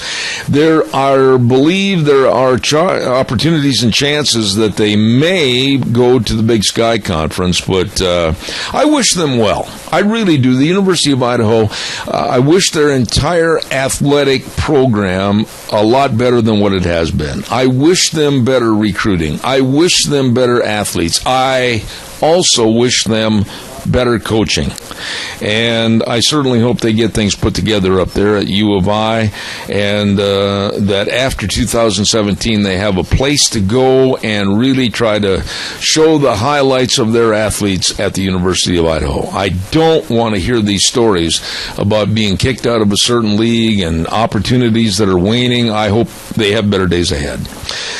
And I know that whole little dissertation is going to surprise my good buddy Larry Hudig, but it's the truth. I do mean that. Calls are welcome, 436-2244, 1-866-927-4587. Give me a jingle, and while I'm waiting for your call that I just know is coming in, don't forget Lee's Furniture, great big anniversary sale. You're saying, well, when is it so we can be a part of it? Well, it's going to be one night only, this Thursday, March 3rd, tomorrow night from 5 p.m. to 9 p.m. No money down, no interest, 12 months on approved credit. Holy smokes. Holy smokes, can you save money? And holy smokes, can you find all the living room furniture that you need? And they've got the living room group of just $9.99, and you can go in and check it out and see what you get for that. And, of course, they've got 50% off on dining, all dining room bar stools and dinettes. Oh, my goodness. And they're having a Beauty Rest closeout mattress event. I just can't get everything in one commercial that is going to tell you about this great big anniversary sale. You're going to have to get over there and check it out for yourself. Lee's Furniture, Floors, and more. Great big anniversary sale, 459 Overland in Burley. It is tomorrow night from 5 to 9 p.m. Be there. All right, give me a call, 436-2244, 1-866-927-4587. Coming up next hour, and I invite your phone calls, because a community that has a talk show that involves the community, we've all got to get involved and ask questions. Well, we're going to have the Cassius County School Board and members of the school board and also members of the community on our program talking about the upcoming bond election. And I don't have to go into, well, there's hard feelings here because they were too short on money the last time. No, that's all history and has-beens. We're going to talk about where we go from here, and we're going to have, I believe, Heber Loftmiller, Michael Arrington, Jolene Graham, and Eric Bedke on the program. They're all going to be crammed into my not very big, very nice, organized office, and they're going to be talking to us this next hour, the full hour, about the money needed and what has to happen, hopefully, over in Cassius County with this bond election. So again, I invite you to give us a call at 436-2244, 1-866-927-4587. Well, I have a minute also waiting for your calls. I want to remind you again about that great big bull sale. Problem-free cattle bull sale. It's coming up at, of course, the Burley Livestock Sale Yard this Saturday, March 5th at 1 o'clock. Oh, yeah, Sheridan Ranch Bull Sale. They've got the best of bulls. And they're also going to have a guest consigner, the Deep Creek Ranch with Dennis and Cindy Tim. 85 bulls are going to sell, and free delivery up to 300 miles. And I'll tell you something, folks. The Sheridans have built up this great herd. It's known all over the West for high quality, and these bulls know how to live out in the rocks and get around. Let me tell you, Sheridan Ranch Bull Sale, Cordell and Patty Sheridan. It's coming up this coming Saturday at 1 p.m. at the Burley Livestock Sale Yard. Lunch will be provided. It's the 21st annual Sheridan Ranch Bull Sale. Don't you miss it. We are going to go to CBS News momentarily and then come back after the news with the Cassia County School Board talking about the upcoming bond election. And we invite you to call in and ask questions. They are expecting your questions, and they want you to ask, and they want to give you sincere, honest answers. So please give us a call this next hour. Until then, we're going to take about hello, Mr. Bedke. How are you? We're going to take about a 6-minute recess. Let the big boys from CBS come in and mess up everything I've put together. We'll be back in 6 minutes. Good morning and welcome back. Hour number 3, Zeb at the Ranch on a Wednesday morning. And, of course, I'm Zeb Bell, brought to you by our major sponsor, all 7 Magic Valley Les Schwab Tire Centers. And, of course, some of our great advertisers, including Western Waste Services, locally owned and operated, serving you 734-6969. Want to also remind you about our good friend Doug's Alternator and Repair Service. As we said, it used to be Ted's Diesel Electric. Well, he bought it and changed the name, rightfully so. It's now Doug's Alternator and Starter Repair, located at 635 21st Street, Alfresco Road in Hayburn. Number to call Doug and set up an appointment, 878-4991. Don't forget, he can rebuild starters, alternators, generators, and fix everything from lawnmowers to choo-choo trains. Doug's Alternator and Starter Repair. We're going to get right into the issue for this hour, and it is the Cassia County School Bond issue. And with us in the studio is the lovely Communications Director for Cassia County Schools, Debbie Critchfield. Good morning, Debbie. It is a good morning. How come you're all smiles this morning? Because it's sunny and warmer. I really wanted to put this program up on my sun deck outside, but it's probably not that warm out yet this morning, is it? What I would say yes. I'm all about the sun, so yes, it's great. We are here for a very serious topic this morning, and it's the school bond issue. Give us kind of a little background as to where we have been and where we are now leading up to the election. I'll give you the Reader's Digest version, nice good. And condensed. Please. So in 2014, a group of about 24 citizens put together a long list of recommendations that they presented to the school board in the fall of 2014. And in March of last year, we were successful in passing a $36.9 million construction bond that would take in needs and other necessities for all of our communities in Cassia County. In late summer, early fall, through working with a construction management team, which we'll get into that later, you will anyway, the board was made aware that there were going to be some significant shortages in some of the areas. And the shortages were reflected in anything from reduced classroom sizes to flat out not having money to do some of the projects. And the board, after some more investigation, and it was very messy and ugly for a little while as far as the community was concerned, and getting more information and working with different individuals, they determined that they would like to go back and present the shortages of that, of the total amount, in the form of an election, and leave that up to the community to see where they wanted to go with that. So that's about it in a nutshell. So we're looking at March 8th, election, $14.9 million to finish the projects that were promised in the recommendations of 2015. That was a very eloquent synopsis, and I appreciate that, Debbie. Thank you. Let's hand one of the microphones over to board member Heber Loftmiller. And Heber, you know, this is a tough road to hoe. I mean, absolutely, I feel sorry for everybody connected with the school bond election the last time. A mistake was made by a gentleman that was a professional and should have known the right figures that would have amplified what you need for your county schools. It didn't happen that way. What's the general feeling now on behalf of what you're trying to promote to the public, and you as a board member, really, what do you want to tell the general public this morning? Well, I would tell the general public that it's sometimes difficult but never hard to do the right thing.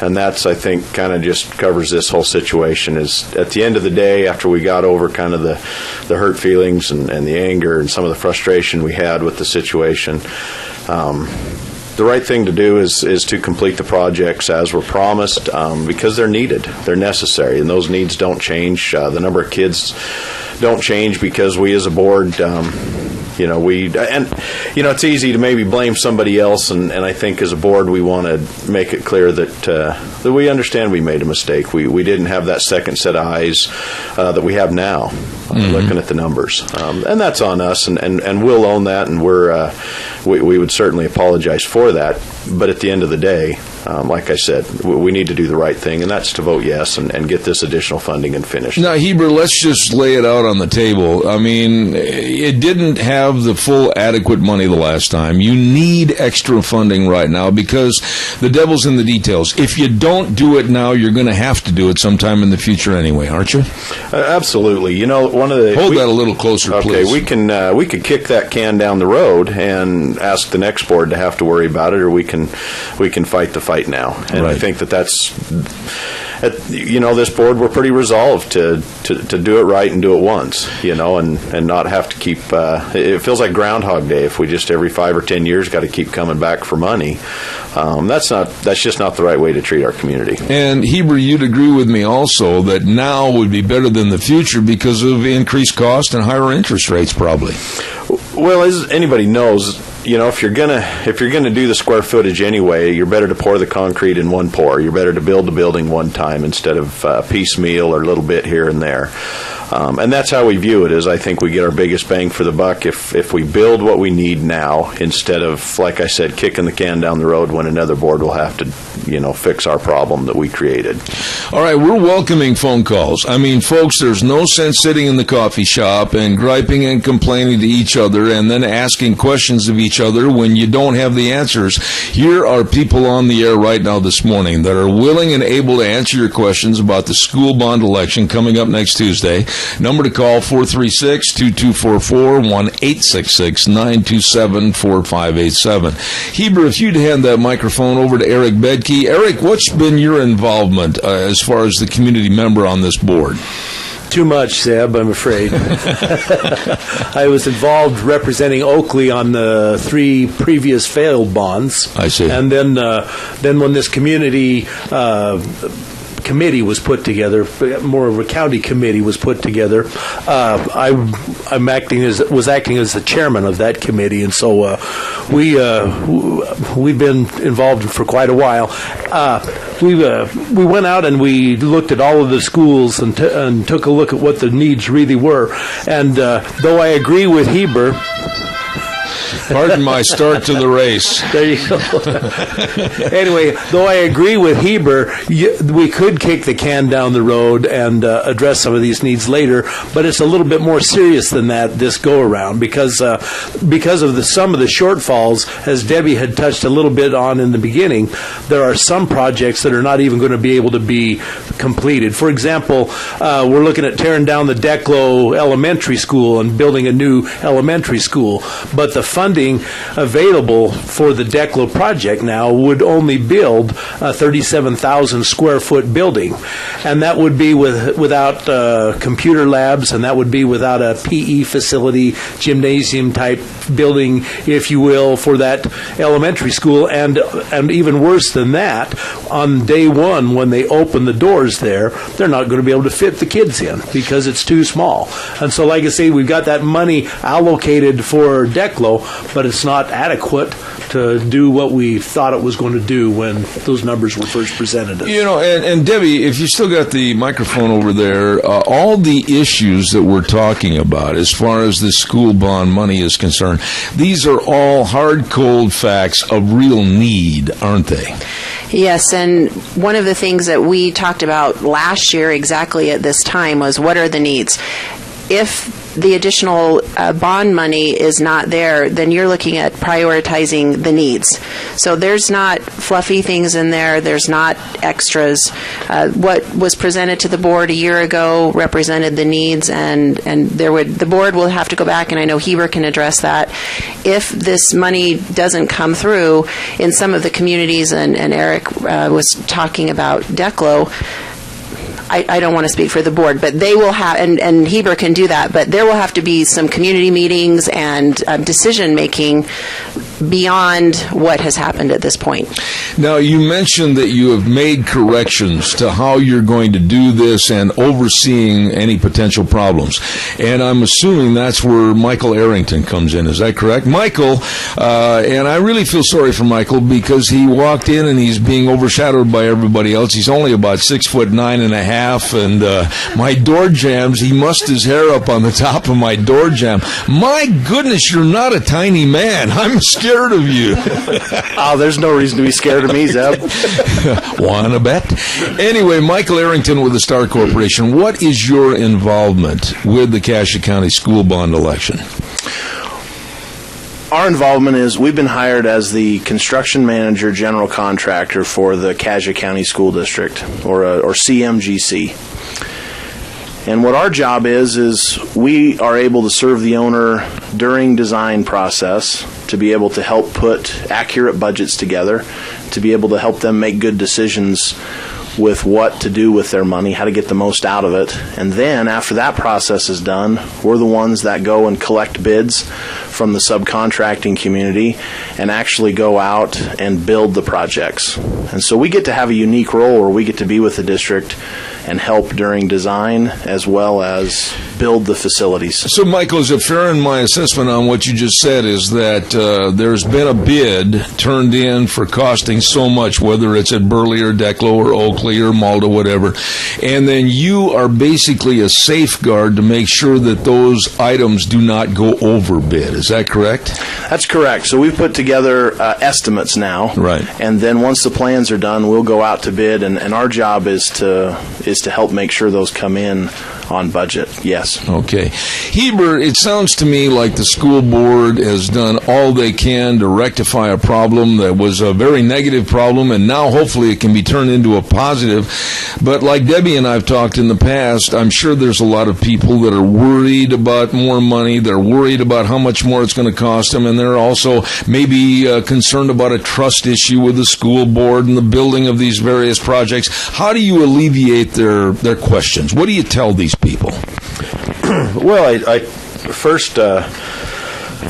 don't discount their concerns. You know, they're valid concerns. It sure looks like we really swung and missed on this one. And so what we've done is first we've hired Star Corporation, and the big mistake is that we didn't have them before the first bond was put out to provide that second set of eyes. People ask, what's different this time? Well, what's different is that Star Corporation, along with the new architectural firms, are going through the designs and building those estimates based on current, accurate construction costs. Mm-hmm. They're building these buildings all over the state right now, and so they know what things cost. So that's the biggest thing. The second thing is just speaking for myself personally, I'm pretty tight with my tax dollars. I'm pretty I really want to know where they're going and why they're going there. And so for me to stand up in front of people, and I've done it many times and will probably continue to on through the end of this process, to ask for money is a big deal for me. It's pretty serious, and I don't stand up lightly and ask for money that I don't need. We need the money. These are needs. The number of kids won't change, and it will lead to some pretty serious hardships in the district if we're unable to get this passed. You just made a point there, Heber, and I think you should elaborate on it a little bit, that Magic Valley in southern Idaho is not seeing a decrease in population, and the projections are we're going to have a lot more people moving in because of the atmosphere, the environment, the agricultural communities, etc. So we're going to see an appreciation of a lot more students. Oh, I think so. I'm not looking at a big population bubble, but just steady, probably normal standard growth. Right. Right. I know Declo Elementary's been increasing 25 students a year. Burley's increasing. There's we've got elementary schools in Burley that are way over what they were originally built for capacity wise. So. Yeah, we're not asking for, like I said, there's not a lot of extras. These are conservative buildings. They reflect the values of our community. They're built to be very utility oriented. We want it to be usable space. If there's square footage there, it needs to have a purpose. Eric, when this whole thing came shaken out of the tree, if you will, and hit the ground, that we don't have enough money. The board, and Debbie and I have talked about this openly, and also with Galen Smyer, the superintendent of schools. Instead of saying nothing, you were very forthright and open about it right from the get-go to let the people know there just wasn't enough money. In fact, Zeb, that's even a variation from what the history in Cassia County has been. There was a bond that passed in 1996, and there were shortfalls in that bond. I know that personally because I know that Oakley was shorted several of the projects that were slated to go in that bond. And like I say, rather than have the board stand up or anybody say, whoa, we needed to take another look, we've got shortages, we kind of just went along and built until the money ran out and then said, well, that's how it goes, sorry. Those of you that didn't get what you... But the board has been different this time. When the shortages were noticed, there was a brakes put on and say, look, we've got a problem here, and has given everybody a chance to take another look at it before all the buildings were built, and that's unique, really. I know the board has taken a lot of heat publicly over what has happened, but from my view on it, they've stepped forward and done a good thing that has frankly been unprecedented, at least in my memorable past. Absolutely. Now, I'm again putting this out, and I'm surprised, really. There have been many people that have called me on my cell phone number after I had said last week that we were going to have the board and members of the building staff on our program, and they said, well, I'll call in with questions. And it seems like some people just don't want to ask when they're on the air.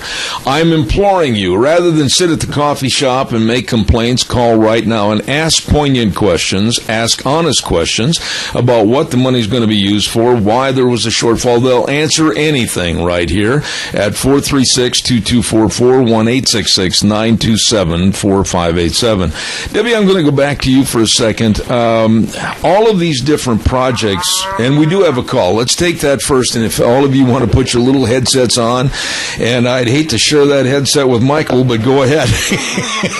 Good morning, caller. You're on the air. Go ahead, please. Zeb, I asked this question once before.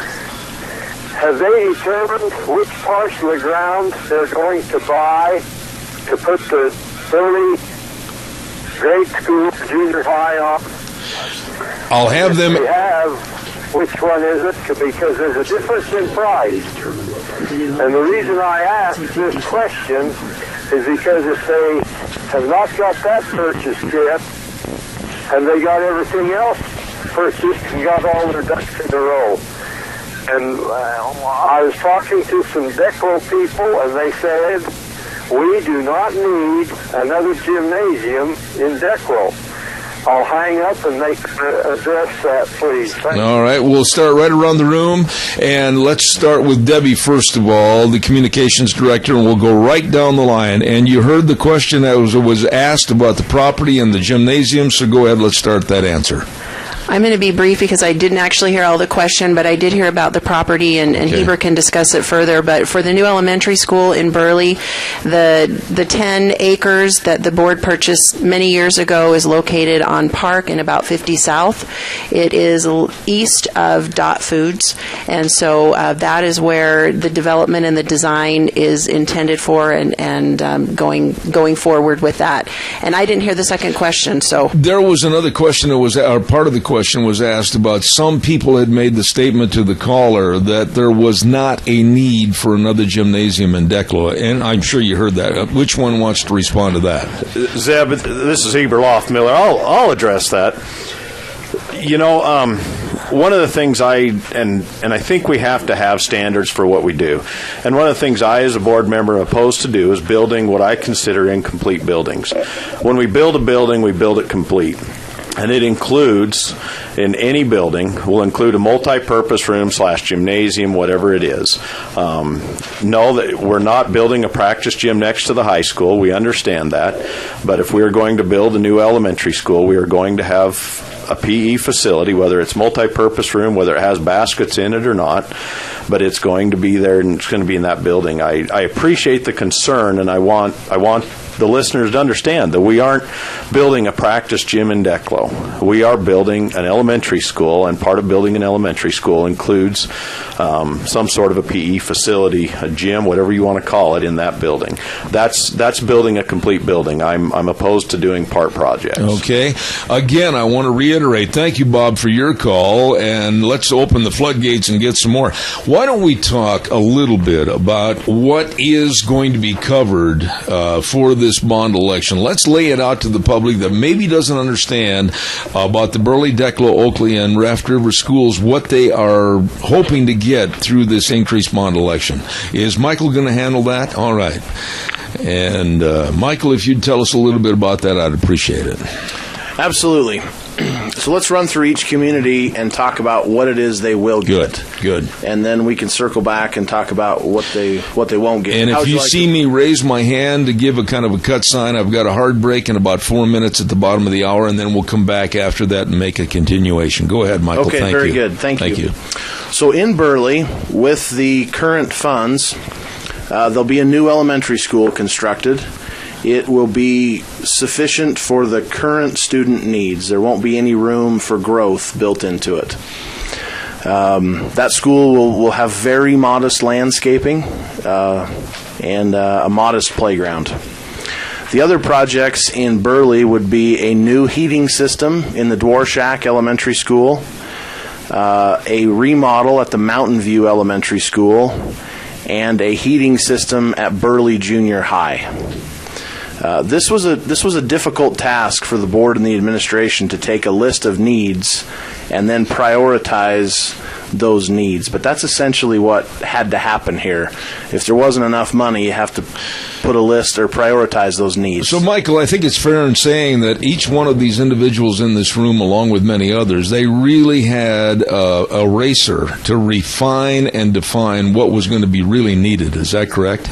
Yeah, it was a board-driven decision with input from all the different groups of defining really what those needs were, and then that's tough to take a list of 20 needs, legitimate needs, and then cut 40% of them away. Wow. And prioritize them back into that. So, for an example, in Burley, what they won't be able to get if the bond doesn't pass that was identified as needs would be additional classrooms on the new elementary school to allow it room to grow, or allow it to accommodate the growth of Burley, rather. The additional money would also help to complete the landscaping in the playground at the new elementary school. It would build at Dworshack Elementary School. There was a need identified of a multi-purpose room there, and like Heber just described, a recreational facility for that elementary school, and that would not be funded with the current funds. The community also noted need at the Burley Junior High and the Burley High School of addition of classrooms there. Mm-hmm. And neither of those projects will be able to move forward. Without the money. Without the money. If the money comes, then there will be able to be. Right. And then just generally throughout the communities, there's a desire and a need to have a standardized way of approaching security and monitoring of the campuses. Absolutely. There's limited money that's been available for putting in camera systems and access controls on the doors and things like that.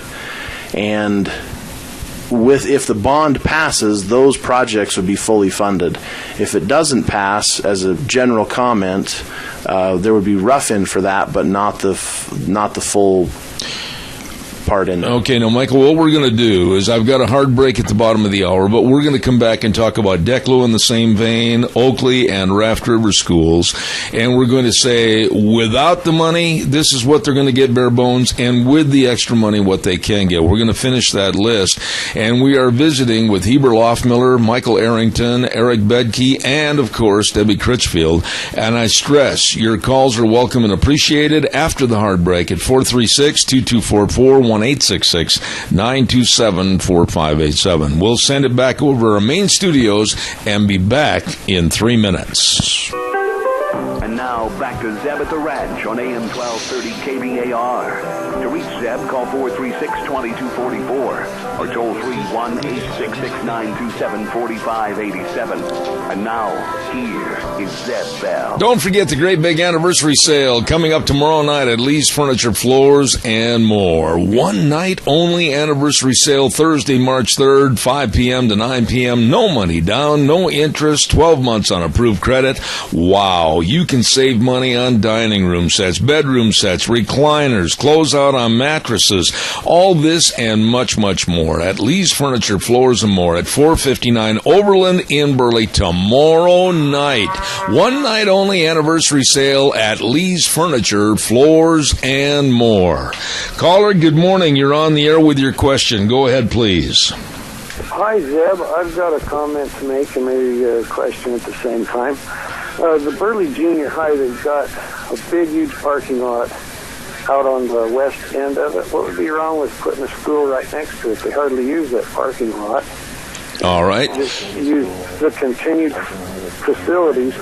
Along with that, the Declo School, why do they have to tear the school down? They say they're running low on room, and there's no room for expansion allowed in the new one, so why don't they build a new one next to it and keep the old facility they got and use both facilities? That would give them room for growth. All right, those are excellent questions, and I will have them address that over the air, sir. Thank you very much. I appreciate it. Heber, you're carrying the football right now. It looks like I'll have you answer that. What were they going to tear down? I don't know. Okay, well, I'm gonna do the best I can. Sometimes that's not good enough, but I'll give it a shot. Well, after all the cupcakes, it might be a hard duty. Hey, I'll wash up afterwards. Okay, all right. As far as on the building next to the junior high, you know, the Patrons Facility Committee and included a lot of members of the Burley area. You know, they that's certainly something they looked at. And they looked at the ground that the district owned and tried to decide, you know, with growth and where homes were being built and, you know, where the population was growing, what would be the best location. I know that probably that was certainly considered. I don't want to say probably. I know it was considered, but it was decided that the ground that the district owned south of town was probably a better location to accommodate, you know, where they foresee the growth and the need for an additional elementary. That being said, sometimes you know, they talk about not tearing down, and I'm assuming they're talking about in Declo Elementary, not tearing down that old elementary school. Because in Burley, we're not tearing down any buildings. Right. We're removing portables, but we're not tearing down any buildings. In Declo, that south building, when it was built, was kind of a newfangled design at the time, and it was a poor design. The day it was done, it was a poor design, and everybody really quickly realized it. There was a lot of crossover noise between classrooms that made it very difficult for teachers to teach and for kids to learn. The building, you know, that design hasn't improved over the years. They've put bookcases and other temporary walls in between classrooms, but it's still a poor design. And when you walk into it, it has a very low ceiling and very constricted. And it was identified by the Patrons Committee as probably the most critical need. Sometimes we are better off, rather than adding on to a building like that, to tear it down and build a new one that actually will serve the needs of those students for the next 60, 70 years. That being said, that, you know, where we can and when we can, we do like to fix up and improve. I know in Mountain View and at Dworshack, we are going to do significant improvements to those buildings, especially if this additional funding comes through. You know, Dworshack's a well-built building. It just needs it needs some things that it lacks. Those are things that it needs, and it'll serve the district for a long time to come.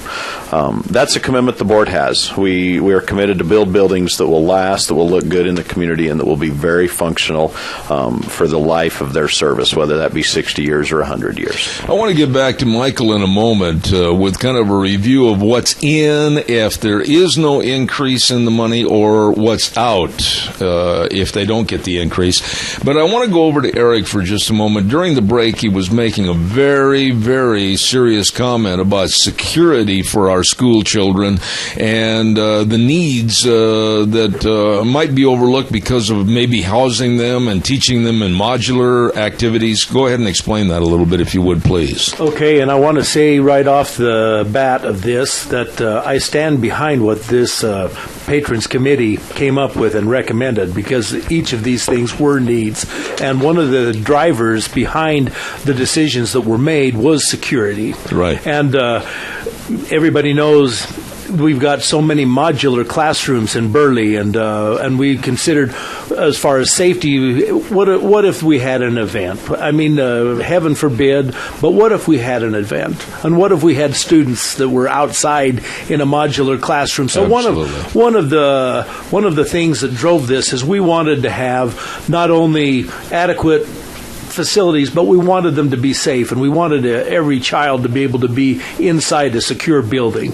And frankly, and Michael finished some more of this, but if the additional funds aren't made available, and I even hate re-asking for this, we've done all this, but still, this is the least smelly of all of our options, I guess. If we don't okay these extra funds, there will still be modular classrooms that can contain students. And so the needs are still going to be there, and we're going to have to bring them up again. And I'm going to guess that it's going to cost more than $15 or $14.9 million when we have to address it again. You know, and what you said about security, and Debbie, I'm going to go to you first before Michael on this, is that it's very unfortunate, but we live in a day and age, and I don't care if it's Mini-Cache area of southern Idaho. I don't care if it's metropolitan Seattle. We live in a day and age where we have to be very prepared and security conscious for our school kids. We agree.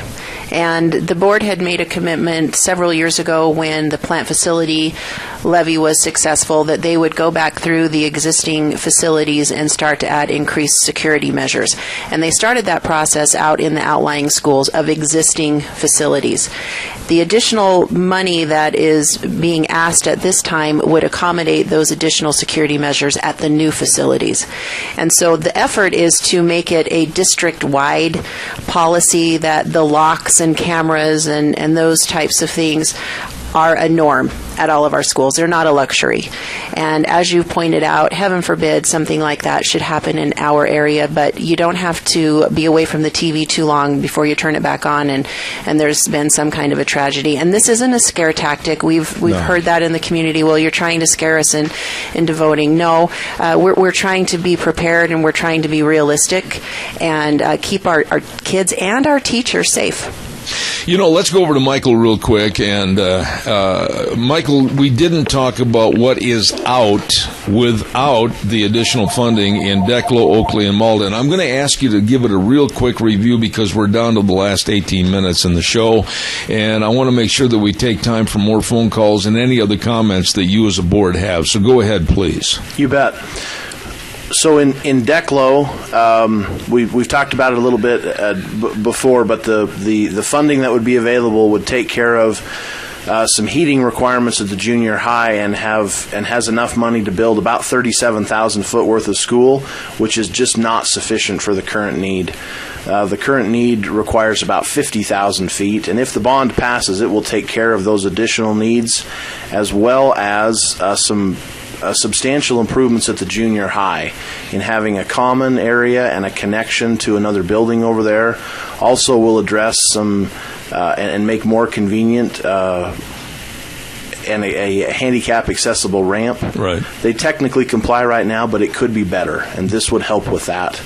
And would also do a pretty substantial restroom remodel in the junior high, but none of those items would be over in Declo. Okay.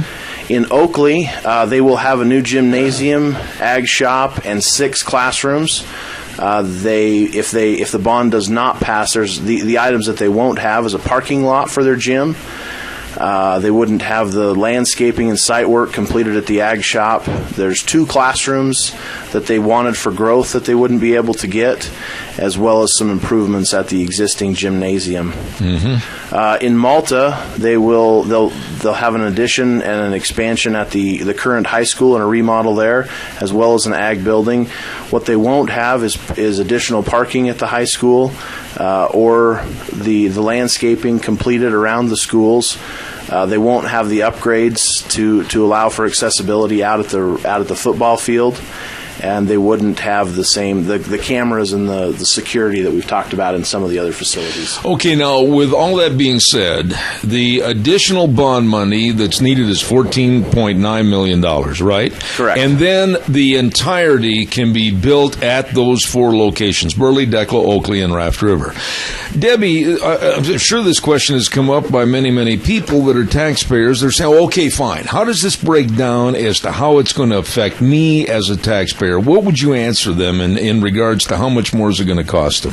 We know that there are 86 different taxing rates in Cassia County alone, and so the only way to make it easy for folks to figure it out is for them to get their taxable value out and multiply it by a number. And we gave you an informational sheet, however, and I'm not going to say the number because there's lots of zeros and lots of numbers in there, and folks aren't going to remember. However, they can go to CassiaSchools.org, which is our school district website, and there is a tab that's called Bond Info, and they can get the exact number. And so if they take their taxable amount and multiply it by that number, that will give them the increase of what they are paying. We've done some averages, but around $100 to $2,000 home is somewhere in the $2 to $4 a month range of an increase. Right. And one of the things that the board and Dr. Smyer went and sat down. Well, it was Ryan Cranny and Dr. Smyer went and sat down with our county assessor and went through the different rates and got some really great tax information. And what we understand is that homeowner rates have actually decreased because ag and industrial values have gone up. And so in some cases, we had heard that folks were saying, well, last year you told me that I was going to pay $8 a month, for example. I'm actually only paying $5. And for some people, it's not true for every person, but in some cases, the increase actually is less than what we thought it was going to be last year. And that's due to the growth that we've had in our area. I'm going to turn this over to Heber, and I don't mean to make light of this situation at all, but basically your situation with the Cassia County Schools is a lot like the old Fram oil filter commercial on TV. You can pay me now, or you can pay me later. And quite frankly, later might be a lot more expensive than it would be now. Would you agree with that? Yeah, I definitely agree with that.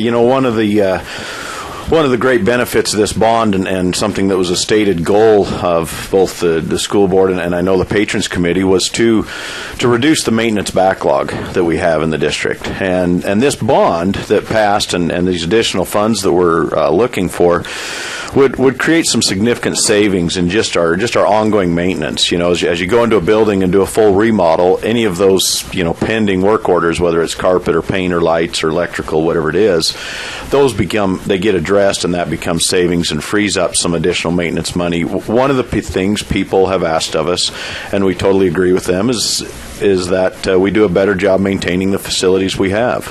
We're committed to that. We've sat down. I know Ryan Cranny, the chairman, and I, and some of the other district personnel who are involved, and we've really looked at this maintenance issue of how we can do it better, because we understand that there are times where we have really dropped the ball maintenance-wise, and some of it's just because we haven't had the funding, but some of it's we just haven't done it right. I've got a weather forecast to take care of, but ladies and gentlemen, again, we've still got time for more of your calls at 436-2244, 1-866-927-4587. Don't forget Scarrows Meats, 331 North Road, Jerome, changing the way we eat, one delicious bite at a time. You check it out with your hometown meat cutter today, Scarrows Meats, and the tax return meat bundle. You've got money coming back from the feds, well, invest it in 70-plus pounds of beef, pork, and chicken for only $249 plus tax. That's Scarrows Meats in Jerome. As I said, changing the way we eat, one delicious bite at a time. And right now, here's Scotty with the weather.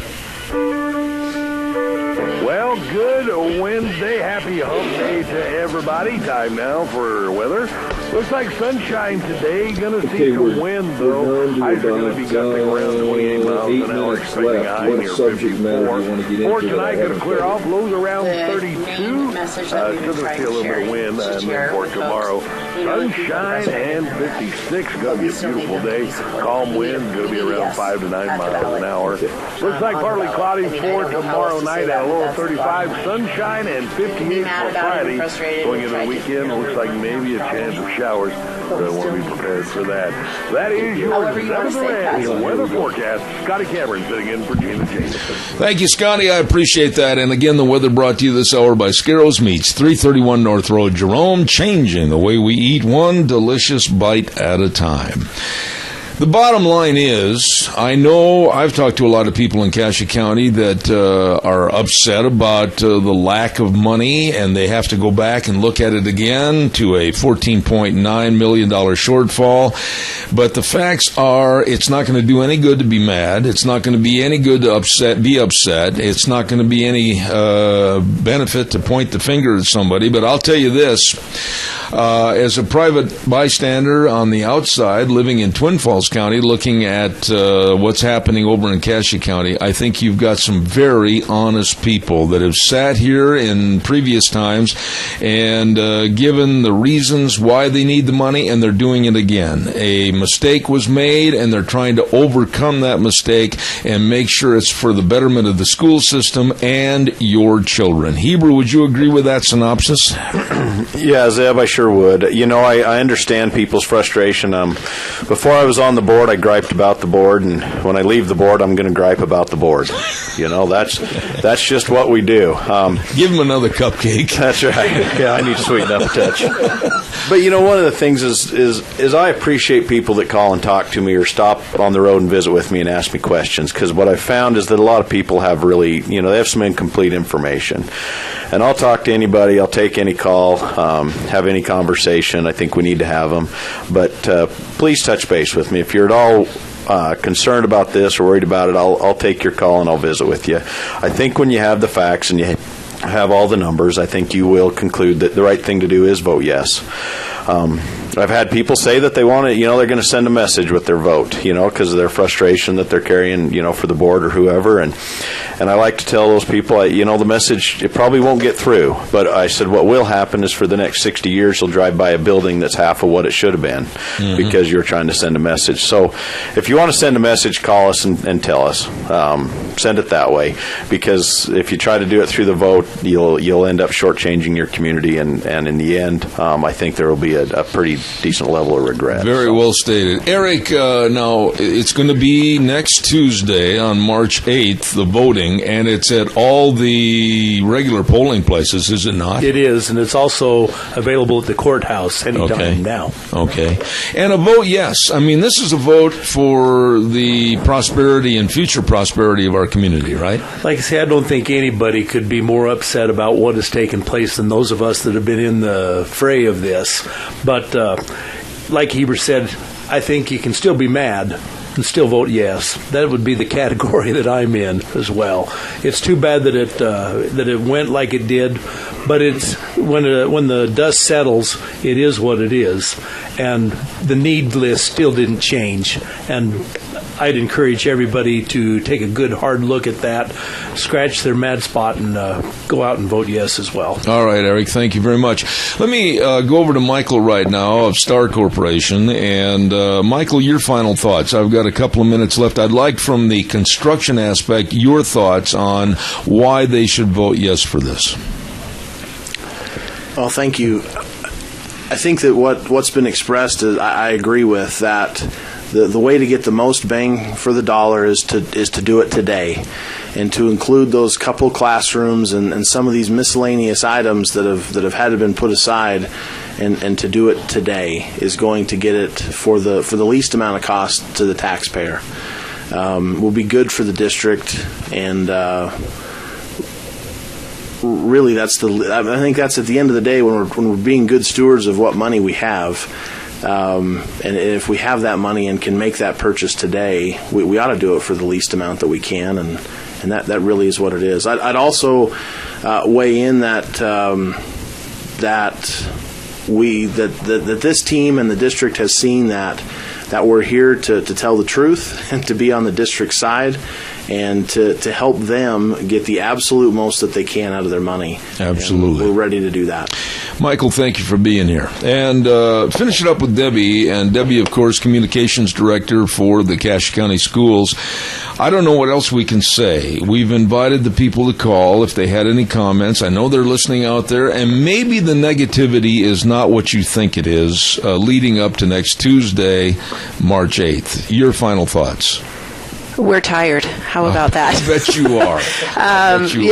A lot of people have stuck with this, and certainly those from the facilities committee. Eric is here today, and it has been painful personally. There's been personal attacks, and yet there's a large group of folks that have said, in spite of the arrows that have been shot and some of the talk that's been going out there, this is important. And it hasn't been enjoyable in the sense that we've gotten a lot out of it personally, but the board, the school district, patrons, and there's a lot of support out there, and we just hope that folks that are supportive will turn up to vote. Let me ask you this quickly, and then I've got to do a commercial as we wrap it up. What about from this point on? Is there a central number to call for information after this program, and they've maybe formulated some questions or whatever? Sure, they can, of course, get a hold of anyone they could call the central office, 878-6600. CacheSchools.org is a website if they don't want to speak to somebody. But honestly, there are a lot of people. Eric, I know he put his number out there. Heber had me put his cell phone number on a school district Facebook page, if you can imagine. Folks are willing to talk. They're trying to be very transparent and answer the questions. And sometimes people don't like the answers, but we want to connect people with the right information. Absolutely. I want to say thank you to each and every one of these individuals. Debbie Critchfield, the Communications Director, Heber Loftmiller, Board Member, Michael Arrington, Star Corporation, Eric Bedke, a community member involved in this from the get-go, and I really appreciate all four of you being on the program this morning, and I wish you a lot of success on this. We appreciate the opportunity and your support of us in getting the information out. Thank you, Debbie. Thank you, Zeb. Quick word before we leave about our Magic Valley Les Schwab Tire Centers, all 7 locations serving you, and believe me, the best of brake service, the best of front-end alignments, the best of shocks and struts and batteries. I can attest to that. And above all, the best of tires. They are introducing a brand new passenger car tire, the Road Control Tire. Quiet ride, all-weather confidence, all-in-one, specially designed with special grooves that really is going to help reduce hydroplaning in wet conditions. Something to think about coming up this spring with the rainy season. You check it out exactly today at all 7 locations. It's your Magic Valley Les Schwab Tire Centers with Lane and Rupert, Dave on Blue Lakes and Twin, Mike and Buell, Mike and Jerome, the Twist family in Paul, John on Poline in Twin Falls, and Randy on Overland in Burley. Your Magic Valley Les Schwab Tire Centers. My thanks again to everyone connected with the Cache County School Bond election for being here this morning. If you have questions, call the office. They'll be more than happy to answer those. Tomorrow on the program, Thursday, and we've got all our segments, everything from the open forum in the beginning of the program all the way to 11 o'clock. National guests right here on Zeb at the Ranch. Tune in tomorrow morning at 8:06. We'll ride the horse for 3 hours till 11. And don't forget, the way things were are the way things ought to be. God bless. We'll see you tomorrow morning.